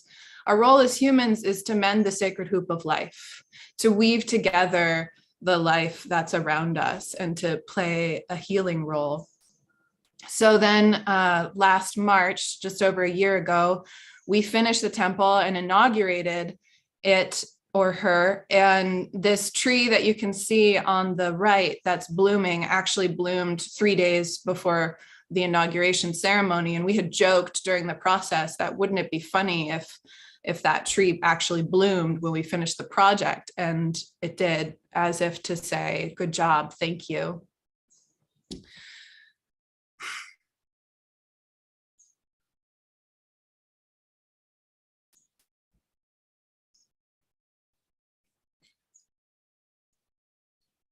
So this is a little walkthrough of the space. And if the video doesn't play, I'm just going to keep going because you can catch it on my YouTube channel, which you can visit at veronica.earth. There are links to all my platforms there from that website. We're just going to keep moving along here because this temple is a small example of how architecture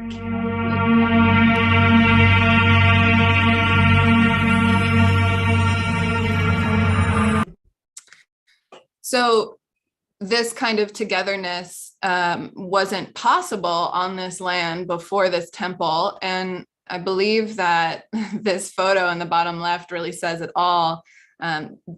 Everybody deserves beautiful spaces that are a third space, something separate from their home, a place where they can go to connect with their neighbors. And this used to be what our town squares were for, or the market.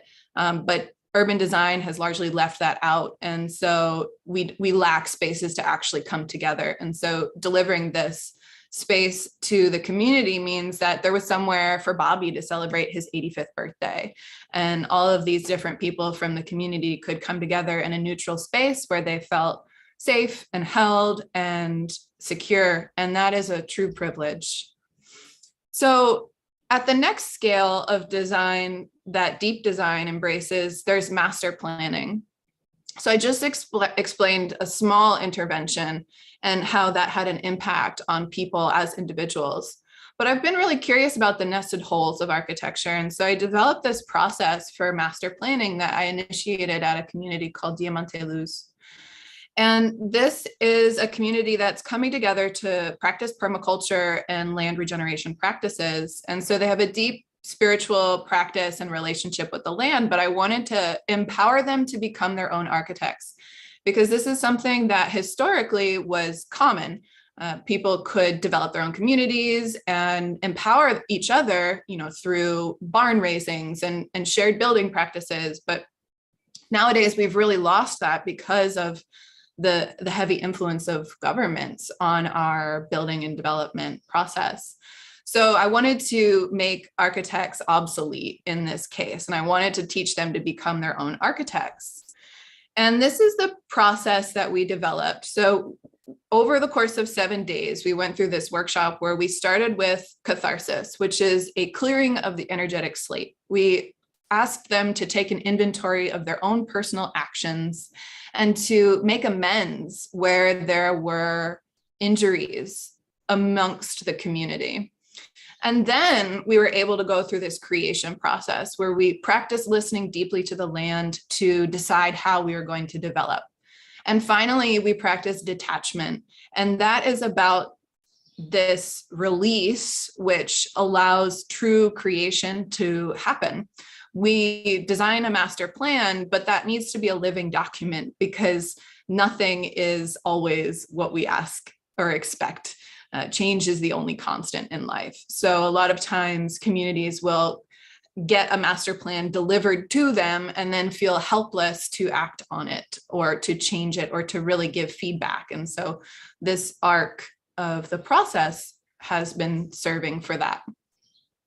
So one of the tools that we used is the regeneration tetrad.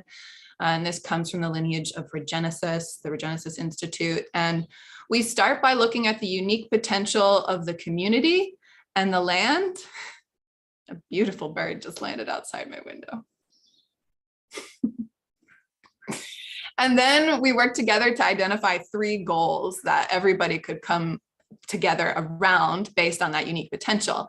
And then they identified their common aim. And this is something that's totally impossible to measure. You're probably not going to reach it in this lifetime, but everybody knows that they're working on it.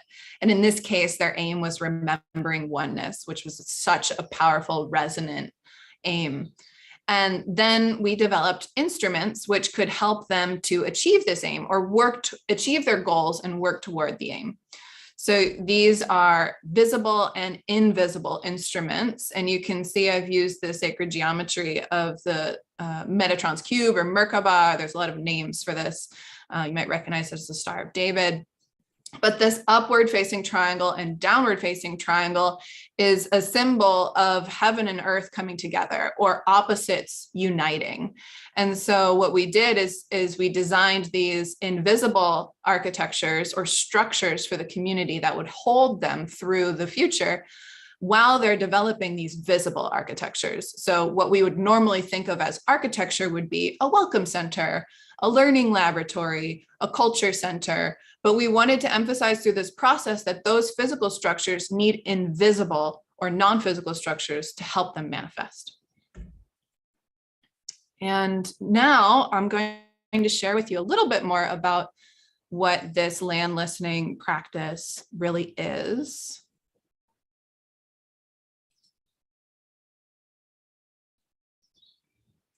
Bear with me while it loads.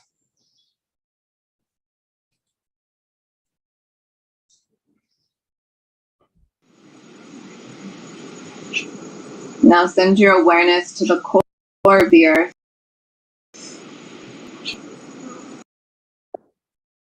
The heart of Gaia.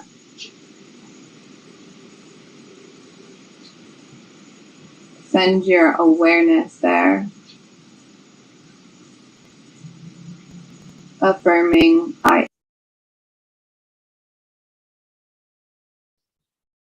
am loving. Am loving awareness.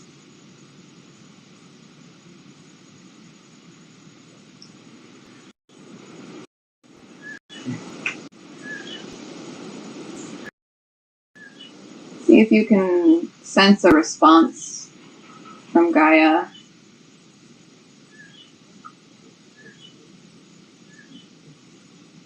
She knows you're here with her.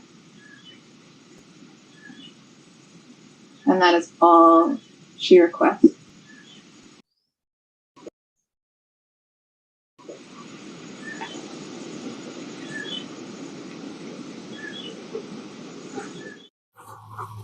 what we're trying to do is work with what's already here and amplify it, because it's a lot easier. Just like in permaculture, when you put unnative species or things together that don't work together, you have to work harder. We're working with the nature of this place. So I want you to notice how all of us have gathered here even before I started talking. This is a natural place of pause and reflection. Everybody who came to this zone right here became quiet and focused on their task. I noticed that you were writing, thinking, feeling, versus when we were on the slope over there, we were disconnected, we were a little confused, and the energy was separated. So we can think about maybe over there is a space for individual work as a one person, and maybe here is like a coming together place where we want to share this moment of pause. The words I wrote are gather, pause, and nook. We're nestled under this hill. It feels a little bit enclosed. And when I look this way, I feel like I'm flying. There's this expansive but closed place. And this is something that in my designer eye starts to create ideas. All right, but I'm first open to the unique potential of the place. And then I start to think about what that could become. So this is something that I feel is very much missing from our process of development and sustainable development today. We really have this kind of colonizer mentality where we think that we can come to a place and imprint what we believe it should be. And instead, I want to promote a way of listening very deeply to guidance systems, including the people of a place. And so the next step in this process was to encourage individuals to create their own vision, share it with the community, and then release it so that it could become a collective vision. So we ended up in the attachment phase burning these plans and surrendering to the emergence that wanted to come out of it.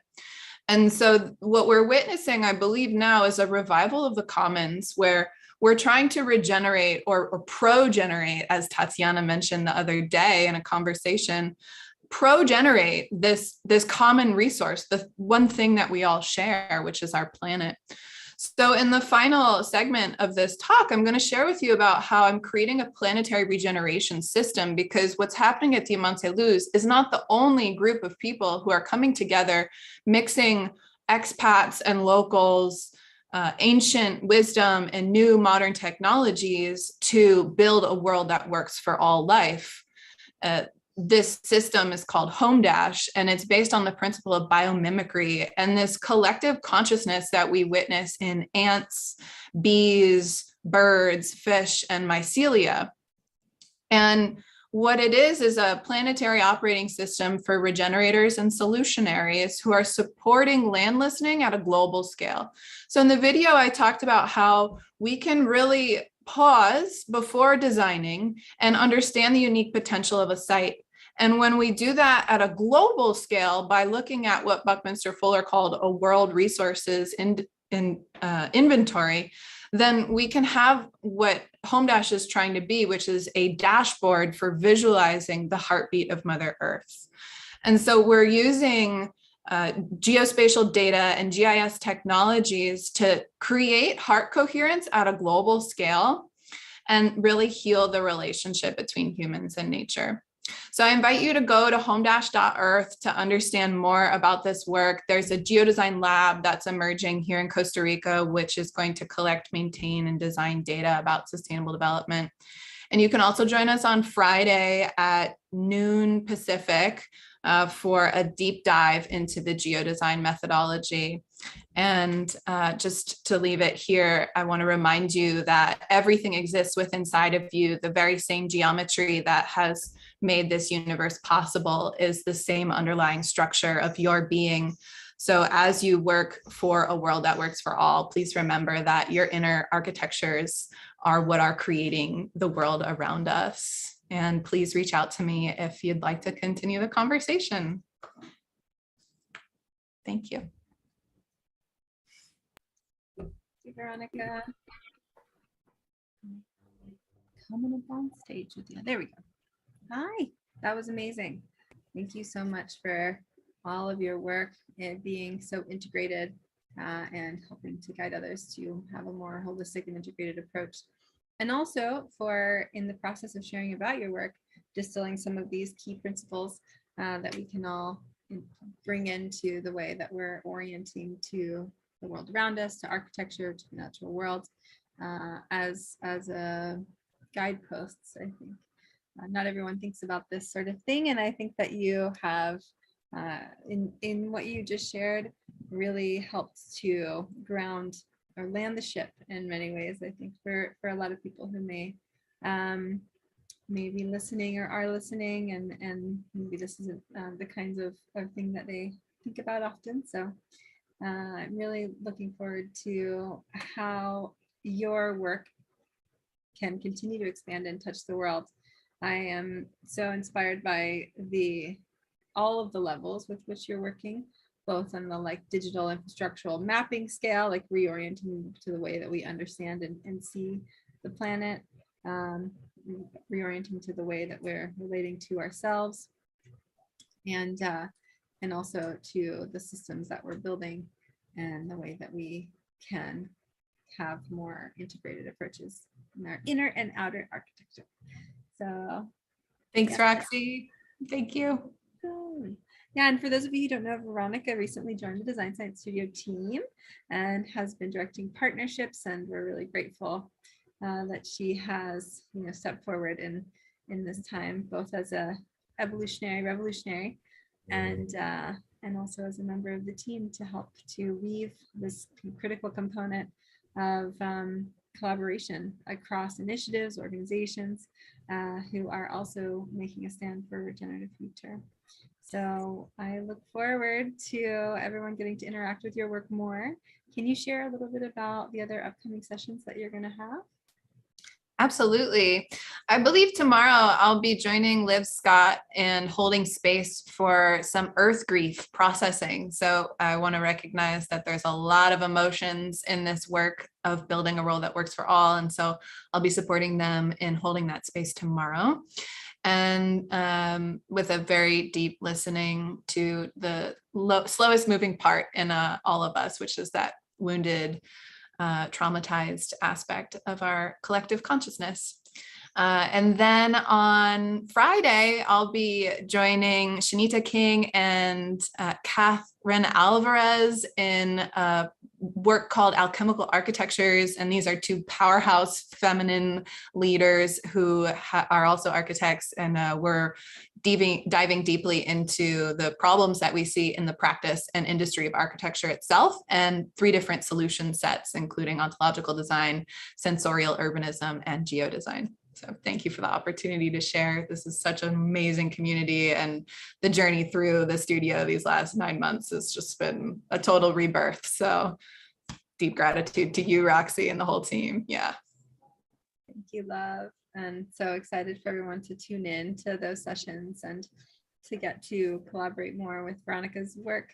And yeah, much gratitude to the whole studio team and to everyone tuning in, to being a part of this moment in time. We have a special message from our guardian of consent today. Welcome to Regenera, where our ideas build the city and those ideas work for 100% of all life. My name is Margie, and I will be your guardian of consent today. Here on Regenera and beyond, many hands can create a space of safety and love as we are all here together creating this container. An excellent way to continue to cultivate any space, especially a floating city, is to center consent. Consent is beyond permission. It takes into account that every human, every piece of life on Earth has some sort of voice and deserves choices that cultivate a container of agency around oneself in any interaction. Consent is something that we engage in every day, from making decisions with friends, to asking someone for a hug, to telling someone no, and even to choose not to litter. While consent is something that we engage in every day, we also engage in non-consensual systems every day, such as capitalism, white supremacy, the patriarchy, and any system that forces us to participate in order to maintain power. The Earth is regularly forgotten in conversations around consent and boundaries. How are we not listening to the Earth's boundaries when the Earth holds the most power of all?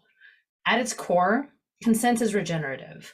It is infinite and something that we can practice with one another and the planet every single day. It is freely given, uncoerced, and non-exclusive. It asks the question of, where do I hold power when I navigate this place? And how do I empower the agency of others with the power that I do have? As creators, change makers, artists, activists, teachers, and students, we must act with integrity, accountability, and love in our hearts as we usher in a new era. Love is also a regenerative gift that we give each other. Love has been commodified and has been placed in a box as something that is finite, when in reality, we can act in love every day, whenever we want, and love and consent are caring acts. It is both tangible and intangible. It is infinite. Love is a cornerstone in the foundation of Regenera.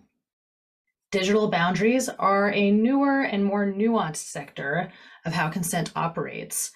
How will we continue to support one another in this space today as we meet globally across cultures on the internet? As we enter this space of questioning, discovery, and learning today, I encourage us all to get out of our comfort zones and to learn new concepts. Growth begins at the edge of your comfort zone, and sometimes emotional activation can be the vital tonic that we need to learn something new.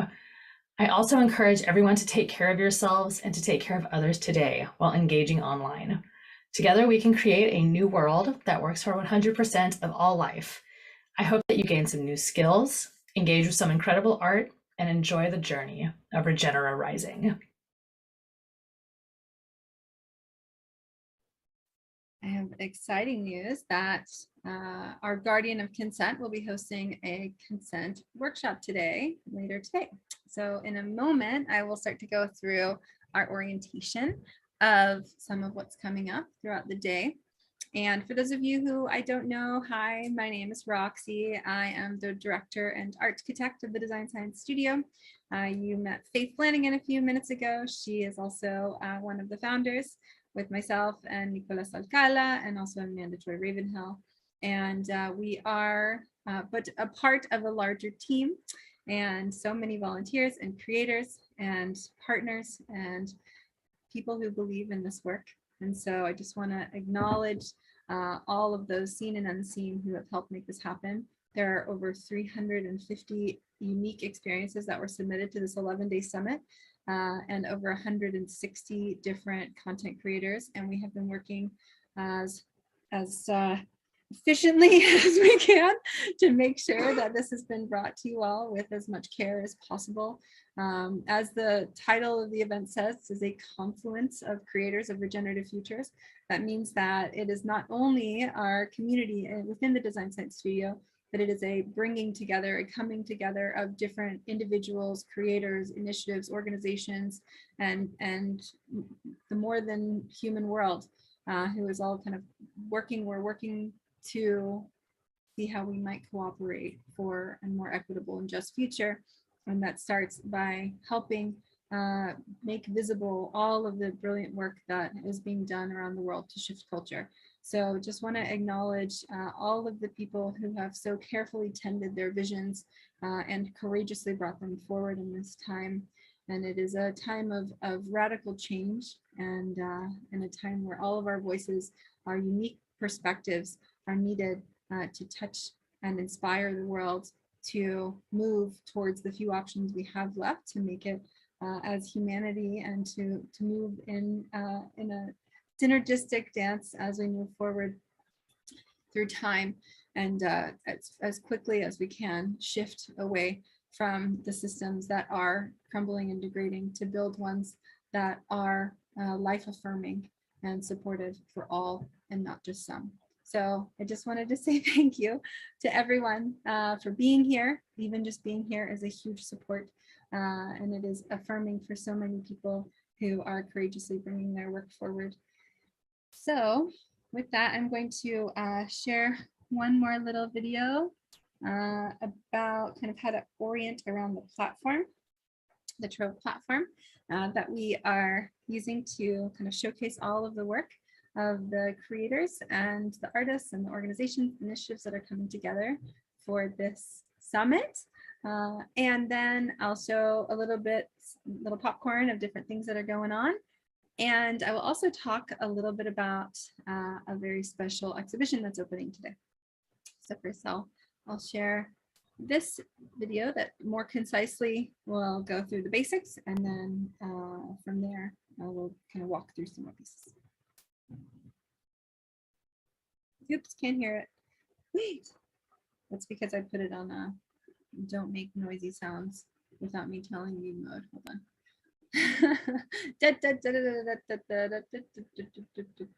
Yesterday Bliss said, yesterday, this is my circus, and these are which I very much appreciated. But yes, this is a little bit of an earth circus, so bear with us. Here we go. Perfect. Either scroll down the page or use a purple bar at the top to jump to the section that you're looking for.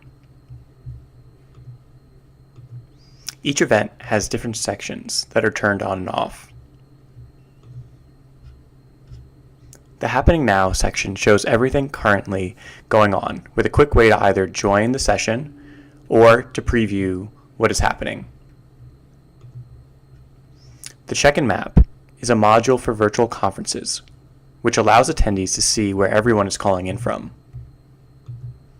You can click on the different cards to see people's responses and where they checked in from, or you can click on them to see their response in a pop-up window and cycle through by clicking Next. The Featured section is a way to showcase different speakers or presenters at a specific event. The Agenda shows all the different sub-events for multi-session and multi-day conferences. There are lots of other sections, such as sponsors, related events, and comments, but let's dive into the agenda. This event is the Regenaissance Rising launch for the Design Science Studio. Pretty awesome. Each event has different views at the top right corner. The gallery view is best for exploration.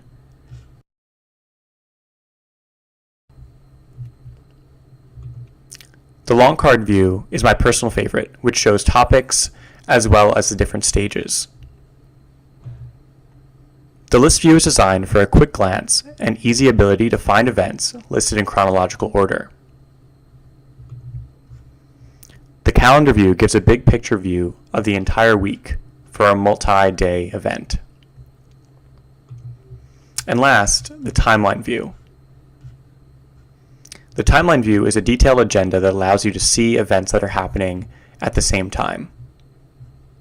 You can also toggle between week or day view to be able to zoom in and see everything that's happening for the specific day that you're interested in.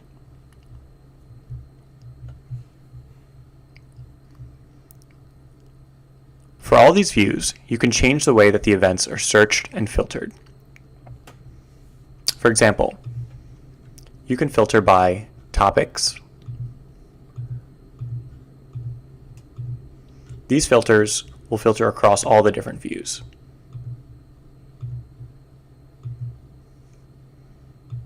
You'll be able to see that there are 5 events between April 21st and May 1st which have these topics. You can click on the X to remove any topic filters. You can also search by the session category and session types, for example, workshops. Each one of these views allows you to click on the particular cards and see a preview of what's happening with the date, information, as well as ways to either share, join the session if it's in progress, or add it to your calendar. These cards will also have the related information such as participants or related events.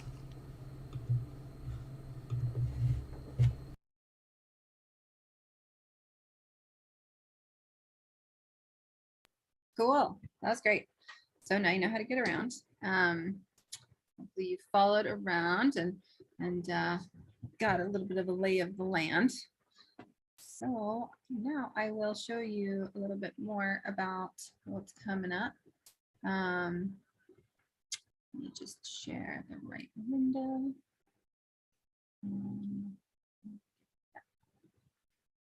What a day. What a day it has already been. Oh, goodness. Okay, amazing. So at the top here, as mentioned, there are a few buttons. One of them is agenda. So if we click agenda, we pop down to where we are. One thing that's cool is that there's this button that says show only future. If you unclick it, it'll also show you the past, which is neat, because then if you had seen something in the last few days and you wanted to go back and you wanted to connect with whoever it was that was featured, you can kind of click on the past events. And right now we're in the process of actually linking the videos to those so that you can also check out the recordings. So we'll let you know as soon as that's live. I want to just shout out to all the team members who are working on that. So yeah, that is just an exciting thing that's going on with this platform, and only possible because of this platform. But now that I've clicked that, I have to go back because we've already had a gazillion events. Go teams, you just unclick the button that I just checked so that you can move past that. So back to the schedule. So here we are in today. So far, amazing. We had a session with Harsur of the Temple of Shamanism and Science, the opening ceremony. We had a session with Tatiana. Intra Nurture came and shared about the sculpture of healing with a purpose. Hopefully most of you caught Jamar Smiley and the Smiley experience. One thing that I'll show you, just using Jamar as an example, is that you also can see that there's participants connected to each experience.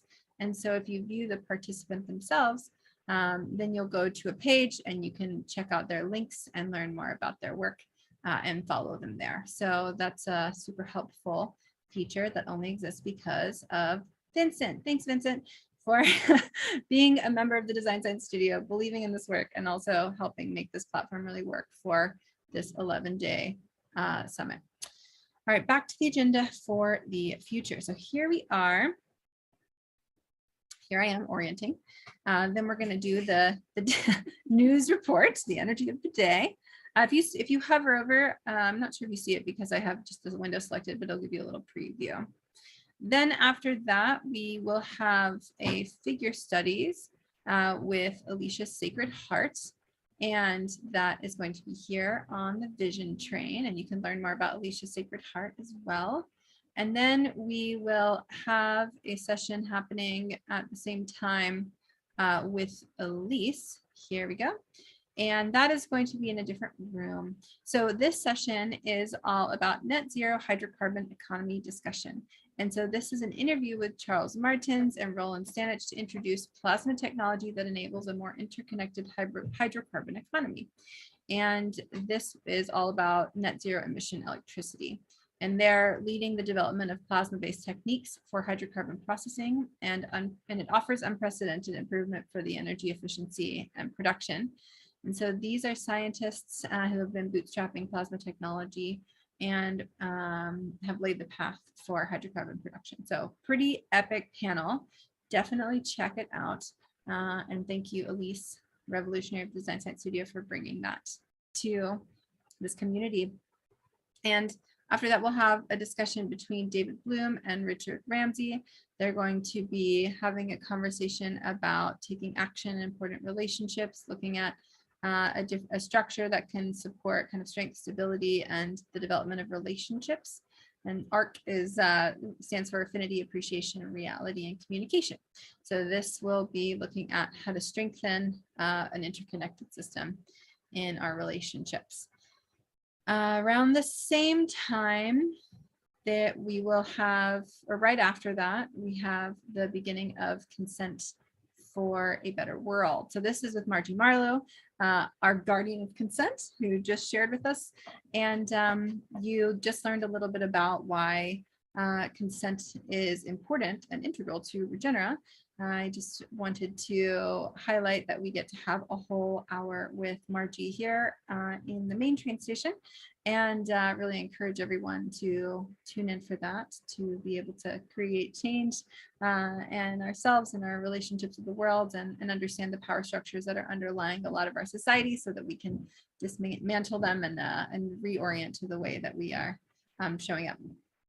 And halfway through the consent workshop, there'll be a presence through play session that's going to be in the space of the other room that's called Biophilia, and that's with Mike Gillerman. And so this is all about mindfulness and play to unleash your innovative brilliance. So that's happening in Biophilia, in the same room that the discussion with Elise is happening. We'll have a little bit of a deep dive into the Design Science Studio, who we are, what we do, and how you can get involved. And then right after that, we will have a voice activation for Visionaries workshop with Marley Benedicto. And that will be happening here on the Vision Train. Then we will kick off our Planetary Salon. And inside of the salon, we'll have a performance by Daria Rabnos, also known as Calypso. And this is all about the overview effect. And so this will be a really powerful dance performance. And we really hope that you can tune in for this half hour with Calypso. And then after that, we'll hear from some citizens of Regenera.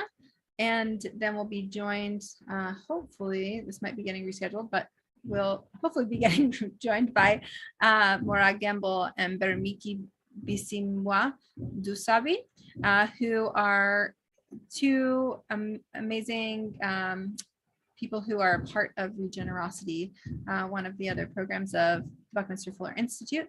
And this will be all about exploring a new edge of permaculture, myceliating through refugee settlements, and how young people are making sense of this in their own way through music, mushrooms, peace, and practivism, compost, and conversation.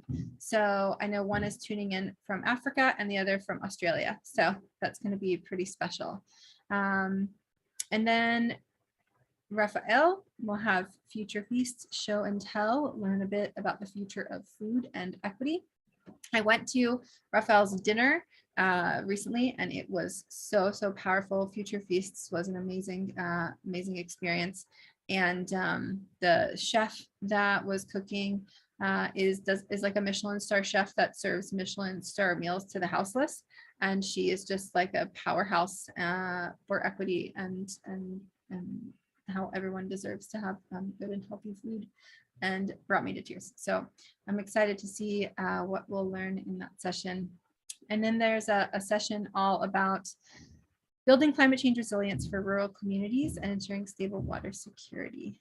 And so this is with Rahastan and Maharashtra, who are building more than 12,000 rainwater harvesting structures that are helping to impact so many lives across India, Afghanistan, Myanmar, and more. So that's going to be happening at the end of the day before we have our celebration. We'll have some closing remarks, and then we'll have some time to get into our bodies and celebrate. So that's a little bit of what we have ahead today.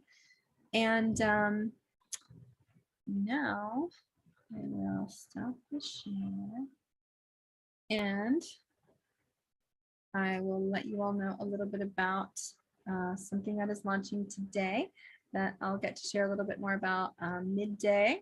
But we're invited to participate in our very first NFT collection, which I mentioned this a little bit last night, but if you weren't with us, we have been kind of entering this space very mindfully and carefully, because we are aware that the technology is new and definitely not perfect when it comes to the environment and also equity structures. And one thing that I wanted to let you all know about this platform is that it is using proof of stake instead of proof of work. And so the actual carbon emissions that each transaction of this platform are using are less than 1 charge of your smartphone. So it is by and large one of the best current possible platforms and chains that we can be using to showcase the work. And this was a show that we were invited to participate in with Gray Area, our partners. Thank you, Gray Area, by Doing Good, this organization.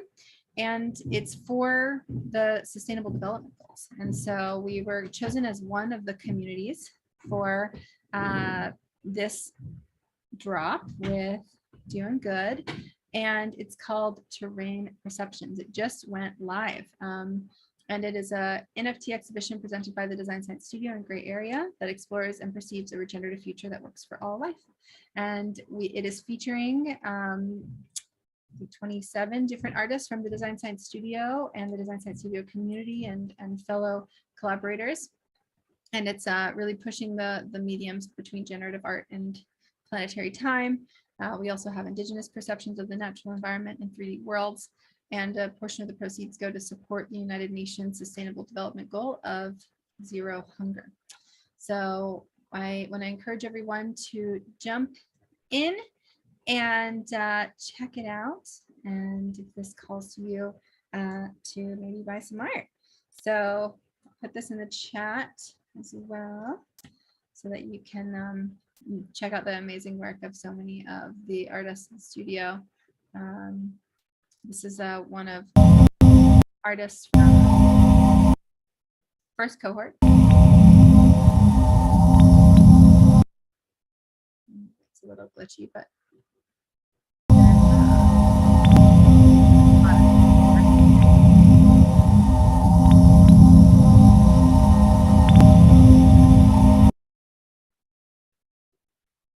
so we'll do it kind of deeper review. Also tomorrow morning at 9, there's going to be a conversation that's happening in their Twitter space with a bunch of the artists who are in the collection.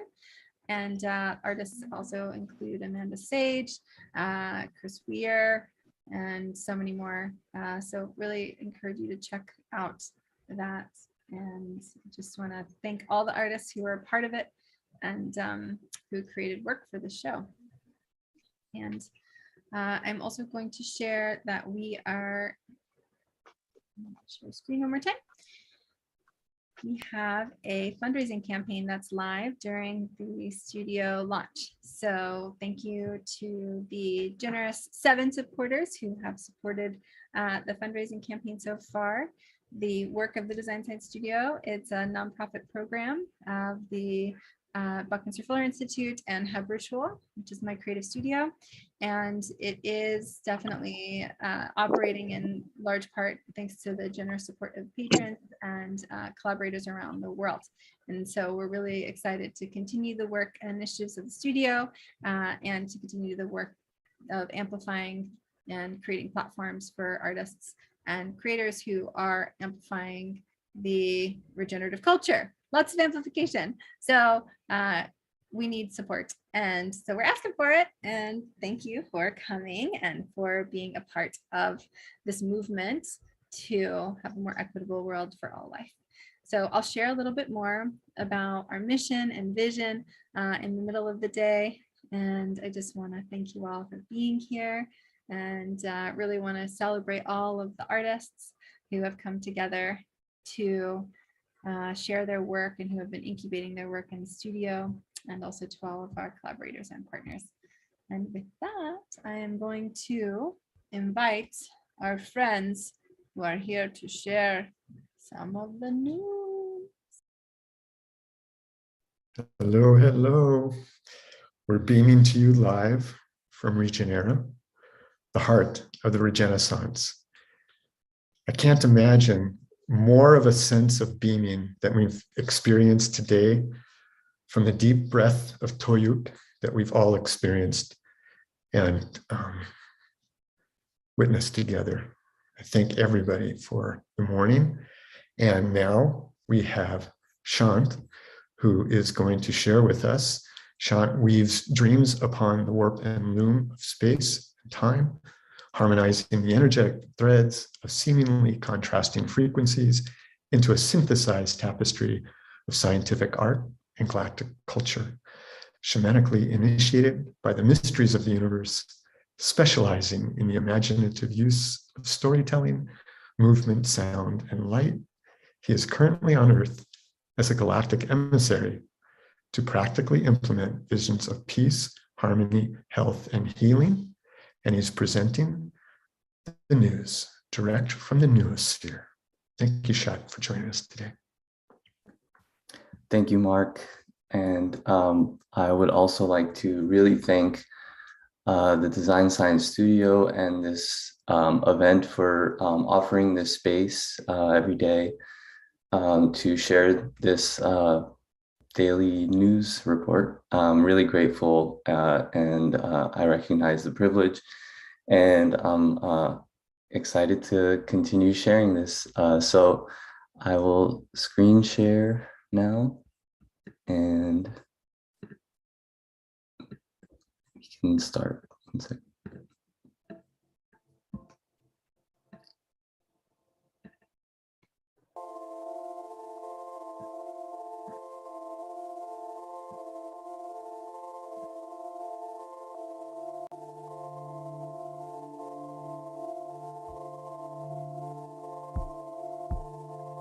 Okay, welcome to the news, also known as the Natural Order Operating System. And the news is reimagining a news that can be healing and creative and create this field for us, the positive side of what news, the potential of news can be. And so one aspect of it is this notion of a time weather reportal.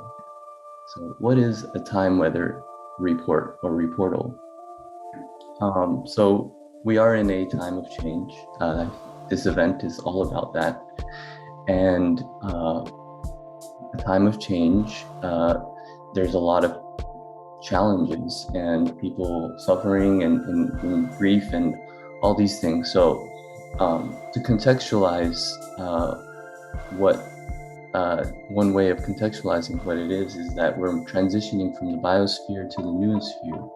And the noosphere is this idea of the conscious planetary mind. We're becoming aware, we're awakening of our own conscious self as a whole planet. And our timing systems are changing from linear mechanized time to time that's based on the body, 13 fingers and 13 joints and 20 fingers and toes. And so a time weather reportal is a useful offering in that time can be defined as an atmosphere of the mind. And so if we order our time, then we can order our minds and we can order space harmoniously. So the calendar system being like an operating system of the mind, if it's aligned to the natural order, the synchronic order where synchronicities happen, we can be more harmonious and at peace. And it can actually serve to bring some ease and comfort to those who are suffering. So let's get into it. Today is April 27th in the Gregorian dating system. And in this newer calendar system, the new Sirius state is Sirius being the star that oops, sorry, I just got it. I forgot to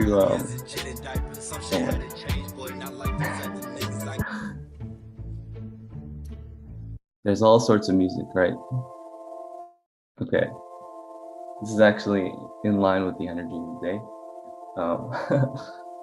So Sirius is the star that we're aligning to, the galactic star that this calendar system is aligned to. So it's the 34th cycle, 34th year, 10th moon month, 24th day in this other system. So let us enter the natural order weather sphere, or fourth dimensional solar galactic time, the now sphere. We'll talk about the solar calendar, starting with the year, then the moon, and then the 7-day cycle that we're in, the week. And then we'll get into the galactic with the 13-day cycle and the energy of the day. So take it easy. This may be new information to you. Just allow what you see to permeate your being, to resonate, and listen to your body and listen to your breath and see what is actually useful and beneficial, what sticks out to you, so that you may carry it and have it be of some positive benefit to you throughout the rest of the day. Here are the two calendars. So here's the solar calendar. We're in the yellow electric seed year, starting from last July to this upcoming July. So a few more months in this energy of bonding awareness to flower our consciousness and to come to greater service. So we're exploring what to focus on to activate this awareness. And we're guided by creativity. So indulge in as much creativity as you possibly can in the next few months. We're in the 10th moon month, the planetary moon. And the theme is how we perfect what we do. All about manifestation of what we've been working on for since last July. And we're in the last week of this moon month, the yellow week, the 3rd day. And the yellow week is all about how our power is ripening what we worked on within the 28-day cycle of manifestation.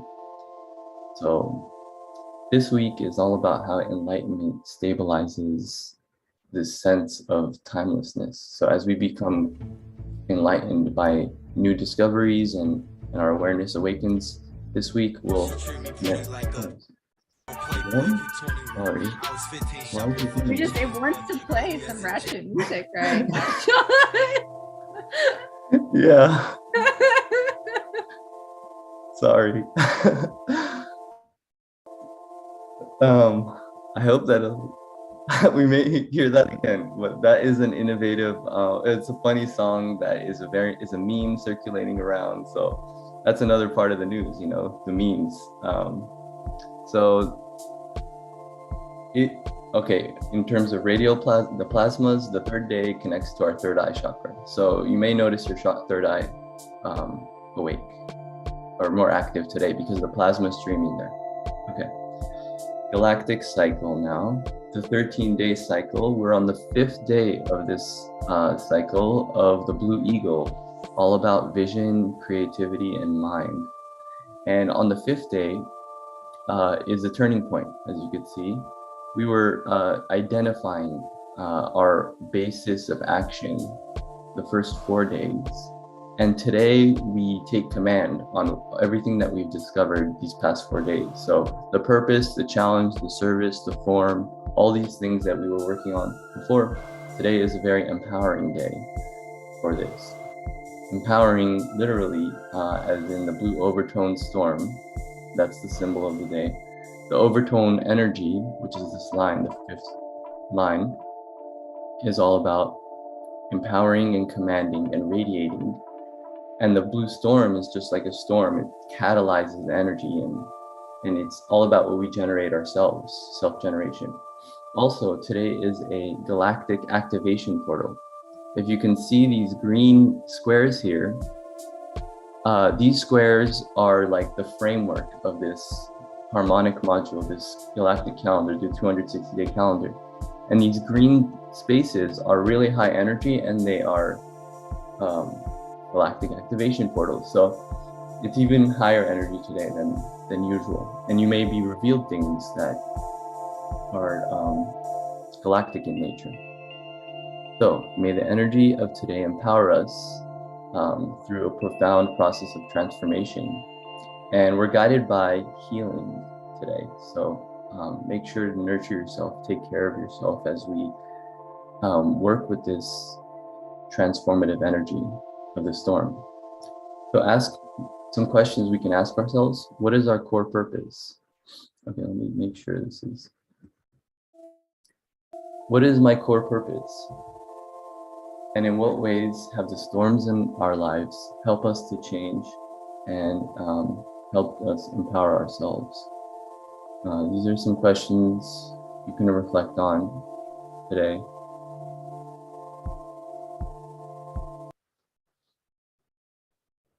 And the theme today is, Regenera's theme is resilience and coming together. And so maybe these will connect with the storm energy.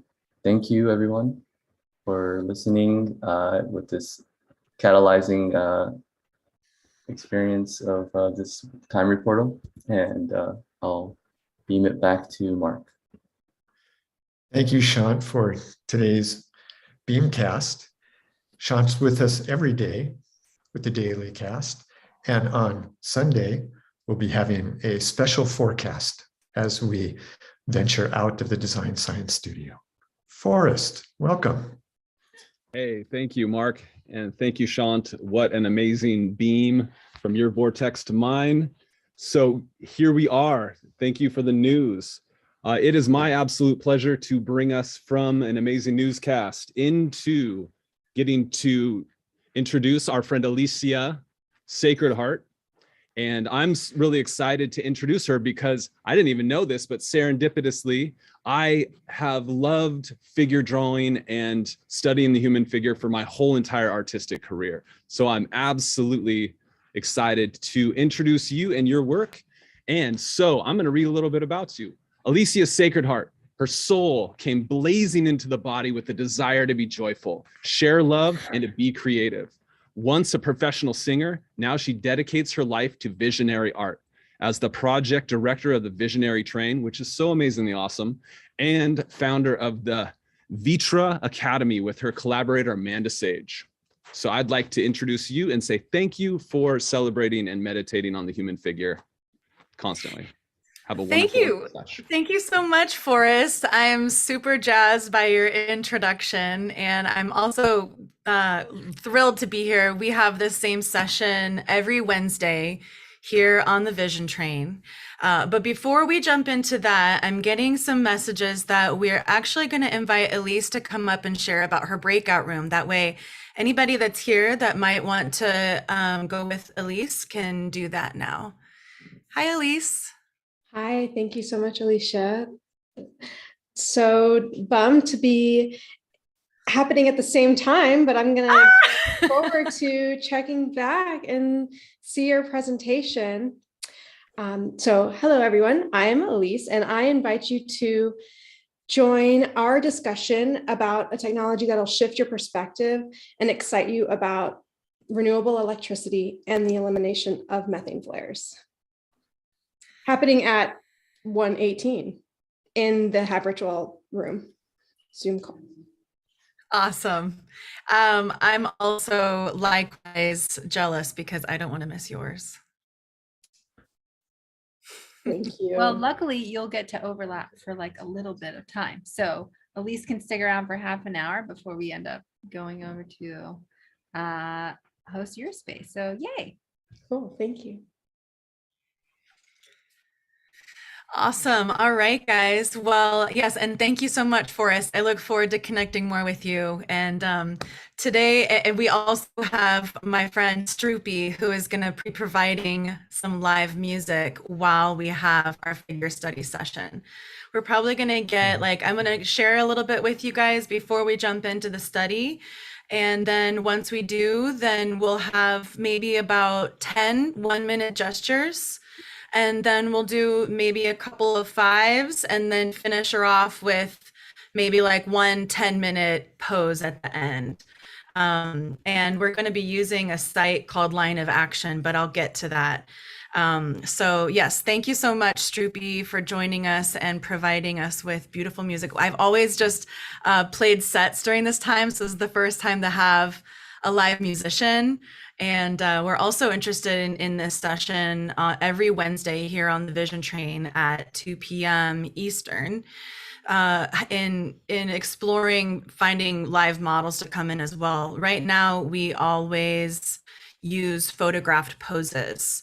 So yeah, looking forward to evolving this space. We've been doing this every Wednesday for about a year on the Vision Train. So anybody else that is interested in joining us in the future, I hope you'll come back. It's the same Zoom link that you're on right now.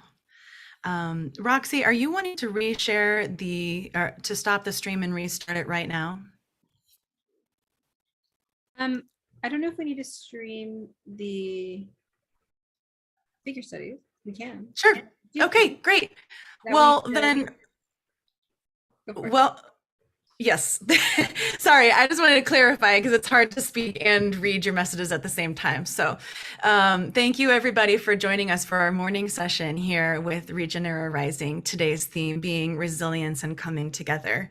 We're going to be coming back together here very shortly. So whatever stream it is that you're watching, I hope you'll tune back in very soon because we have some juicy offerings, as Roxy just shared, in store for you. So we'll see you soon. My name is Alicia Sacred Heart here at the Vision Train. Till next time. Choo choo! Choo choo! Yeah, 8 more hours and 4 more days. Come on in. Water's warm.